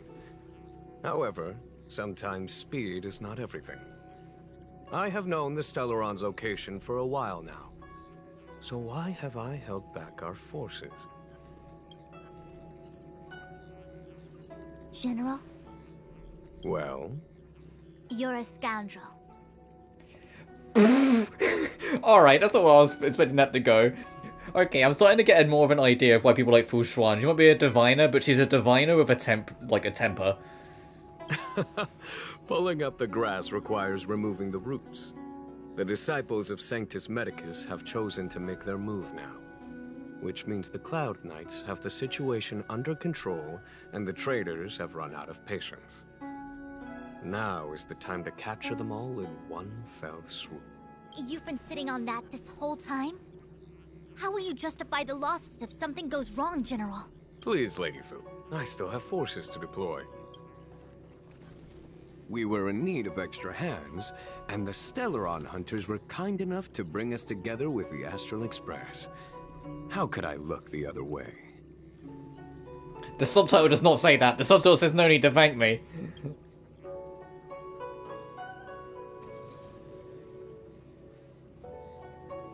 Listen up, we've got a situation. Oh, that massive tree has suddenly sprung to life. It's my fault. I had higher expectations of the General. Please, we can't keep getting them to do everything for us. Since when did we run out of people in the Luofu? Why are you staring at me? Do I need to remind you, General, that the Ambrosial Arbor's access point is a closely guarded secret? Allowing Outworlders would be a violation of the rules and regulations. I would like to remind you, Lady Fu, that the Xianzhou comes before its rules and regulations, all the more so in times of crisis. As such, I am about to make a decision that runs counter to those rules and regulations. Oh, decisions plural. What a rare pleasure. I'm gonna be honest, this guy's slowly winning me over. Like, he's like this absolute, like, supreme leader of everything, but he just kind of plots and schemes and has fun. Like, his entire thing is just, okay, what can I do that'll make this work out, will be a little fun? And I can just, like, mess around some people, a few people just for, like, shits and giggles. Like, I can respect it. I can respect the hustle. Lady Fu, I hereby issue you with the military tally. The Cloud Knights will be under your control. You will act in concert with the other forces in the approach to the Ambrosial Arbor through the Alchemy Commission Delve. under my control? You've been eager to discover for yourself what it is to be a general, have you not? You've never given me the opportunity, and now suddenly... Understood. As you wish. As for our astral friends, I hereby formally welcome you all to join our operation to seal the Stellaron. Lady Fu will deploy the Cloud Knights, but I would like you to set off in advance. Take a shortcut through the Artisanship Commission and convene with Lady Fu further down the line.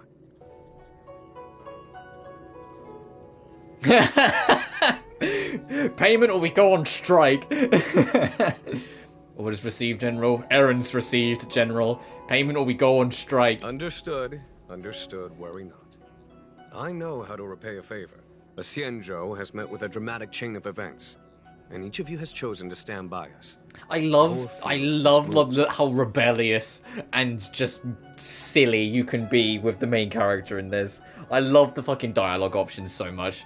Nevertheless, the enemy is upon us and time is of the essence. I know I don't pick like the super rebellious stuff all that often, but it's about this is like a crucial story point, and we can be like, yeah, you better pay us, or we're not doing it. Once catastrophe has been averted, we shall discuss this in greater detail. Miss Tingyun, I would like you to continue to serve as a guide for our astral friends. Oh, of course, General.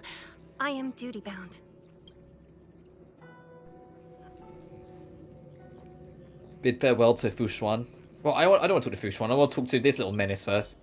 Ooh, that was scary. I was having a snack in the repository when the Ambrosial Arbor started to grow. The trunk suddenly shot right up into the sky. So, the legends were right all along. How tall do we think she is? Xingche. Like, realistically, I know, like, Azel, or, like, Stell, or whatever you call her, is on the taller end, and is also in heels, but Xingche's also got, like, a little bump in her shoe, so she's also, like, slightly smaller than this. But, like, are you sure there's even a 4 in her height? Because I'm starting to think it's not. You know, I'm starting to think this girl is, would be classified as dwarfism. She's so undertall. Such is life, full of surprises. I kind of wish this game had like an actual like chart of character height, so we could find out. When trouble will come knocking at your door. You know what you saw? You don't seem that rattled. It'll be fine. Even if the sky collapses, we have the Master Diviner with us to hold it up. Oh, and now we have the General here too. What do subordinates like us have to panic about? Let the big shots worry about the big events. I appreciate the honesty. Just like, hey, look, it's not my fucking problem. I don't care. She did. She saw me on her way over. She told me to go to the repository and read up on anything related to the Ambrosial Arbor. A simple task like that is only 15 minutes work for me. I heard people say even the General has to watch his manners when asking you for help. Pretty impressive. I don't have much to offer you. Here, take this book. It's the thought that counts. I was gonna wait for the Master Diviner to get off. Your kindness is much appreciated, Miss Qingzhe. Oh, even Wells like, I'm sorry, you have to teach me Mahjong next time. We run out of time. I know, you've got an important... Well then, get back safely. What book should she give us? The Inquiry Guide into the Gods. Oh, jeez. I should be like book hunting when we get to safe zones. I've not been doing that. Did the Divination Commission put able to speak nonsense? Record of Rainbow Road. What is it, fucking Mario Party? If the Divination Commission could predict how likely a person is to commit crimes. I thought I might be relieved of my guiding duties once the Divination Commission affair was over. Sorry, Ting, you're with us to the end. The General would take such... Through thick and thin, we're like 2 peas in a dangerous pod. You have quite the sense of humor, benefactors. I've encountered more trouble with you than I have with the merchant fleet in 10 years. I just hope everything is smooth sailing from now on. Please look after me. Aw. This could be your moment to shine for the Skyfaring Commission. I understand. The Luofu is in danger, and members of the 6 commissions should stand united. You did save my life at Cloudford. Consider this my returning the favor. Are you afraid of the danger? The General said there are traitors aboard the ship. But only someone from the 6 commissions could bring the Stellaron into the Xianzhou undetected, let alone plant it within the Ambrosial Arbor. You mean Yukon? I am saying nothing of the sort. Just raising a doubt, that's all. Please be careful, benefactors. You want to leave straight away? Let me pack some things. I'll be right there. Alright, Big General. The Alchemy Commission and Scale Gorge waterscape delves are adjacent to the Ambrosial Arbor seal. I'd like you to investigate these places. We're going to go see some alchemists. Hopefully some favorites are there, and then go to a waterscape. What exactly is the arbor? It is an ancient artifact that was planted on the Xianzhou Luofu by Yaoshe, the Eon of Abundance. It has the power to shape life and subdue death at will.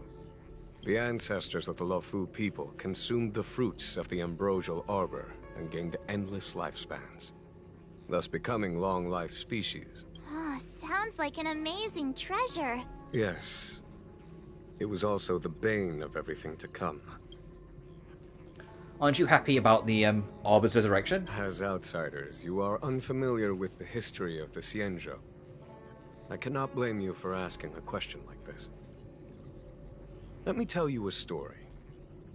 Long ago, before the Xianzhou took to the skies, our ancestors lived on the surface of a planet. Like all of you, the Xianzhou people at that time were a mortal species with a lifespan of fewer than 100 years.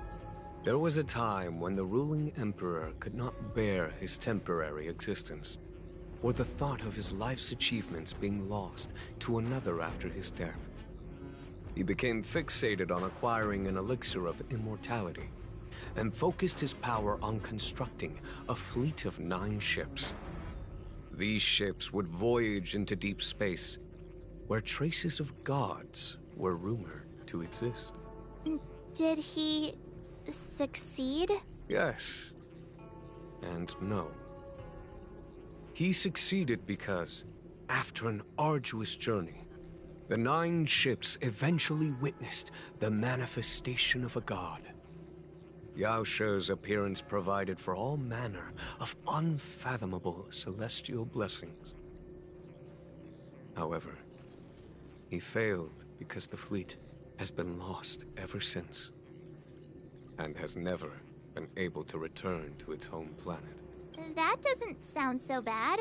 The Xianzhou people went on a great adventure and got what they wanted in the end. Right? Oh, March, I love your optimism. Oh? It seems like, okay. But the miracle of long... Take the Main Dream, Luofu, for example. So this guy's talking too slow. It seems like a beautiful thing, but what followed was population expansion and diminishing resources and struggle for survival. The immortals lost their humanity and degenerated into mere beasts. After paying the price of blood and tears, the Luofu people finally understood the immortality was not a free blessing, but the beginning of an ordeal. In the eras that followed, other beings likewise received Yaoshi's blessings, repeatedly attacked the Sanshou in an attempt to take the sacred artifact as their own. Countless atrocities were committed as a result. Many Xianzhou comrades who were lucky enough to survive the wars became stricken with Mara. Condition that immortals are susceptible to. Had it not been for the enlightenment and protection of the Rainbow Arbiter, the Xianzhou alliance you see today would never have existed. At this point in the story, I assume you understand the disaster the resurrection of the Arbiter might bring about. You said they were traitors? Thousands of years have passed, and the Rainbow Arbiter felled the Ambrosial Arbor. Most of the Xianzhou regard the Arbor as something more than a stump of a dead tree. Only those familiar with the history and the ancient text know of its origin. Our ancestors placed the stump in full view of the people precisely to make it seem unimportant, but the fact that they sealed it behind layers upon layers of delve enchantment, even if one travels toward the Ambrosial Arbor, one will never reach. Stellaron into the Xianzhou and placed it among the roots of the Arbor. They wish to resurrect it and achieve their hidden goal for external aggression. In my opinion, the Force they provide the Stellaron and the Force activated are different objectives. And it's delay no longer. Except delay no longer is the incorrect wording for this, because I was actually planning to wrap up. Imagine. So next we meet in Star Railingisms. To commit crimes.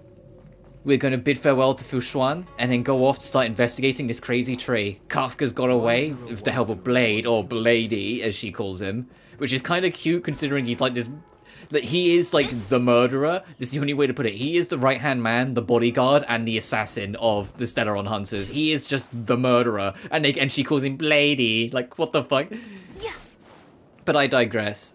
We are going to wrap it here. So tomorrow I'm taking off instead of today. So I will see you on Friday for Crime Markener. Saturday it'll be Nelke, and then moving forward we're going to be juggling this and Crime Markener properly more afterwards. Even if the Genshin update's also going to be kind of a disturbance. So after Friday, it'll probably be Nelke on Saturday. And then this on Monday. I might take Tuesday off because I'll be streaming Wednesday for Genshin. But we'll see. But also, it's early enough in the week that I haven't really decided anything for next week yet. But I digress. As always, thank you so much for watching. Remember to like and subscribe if you haven't already. It genuinely really helps this little channel grow. Additionally, you can find my Twitter, Patreon, and PayPal in the description of every video. But until next time... I love the little 12 state Zila does when you finish her attack. She just backspins her over. But until next time, thank you so much for watching, and I'll see you guys then. Peace.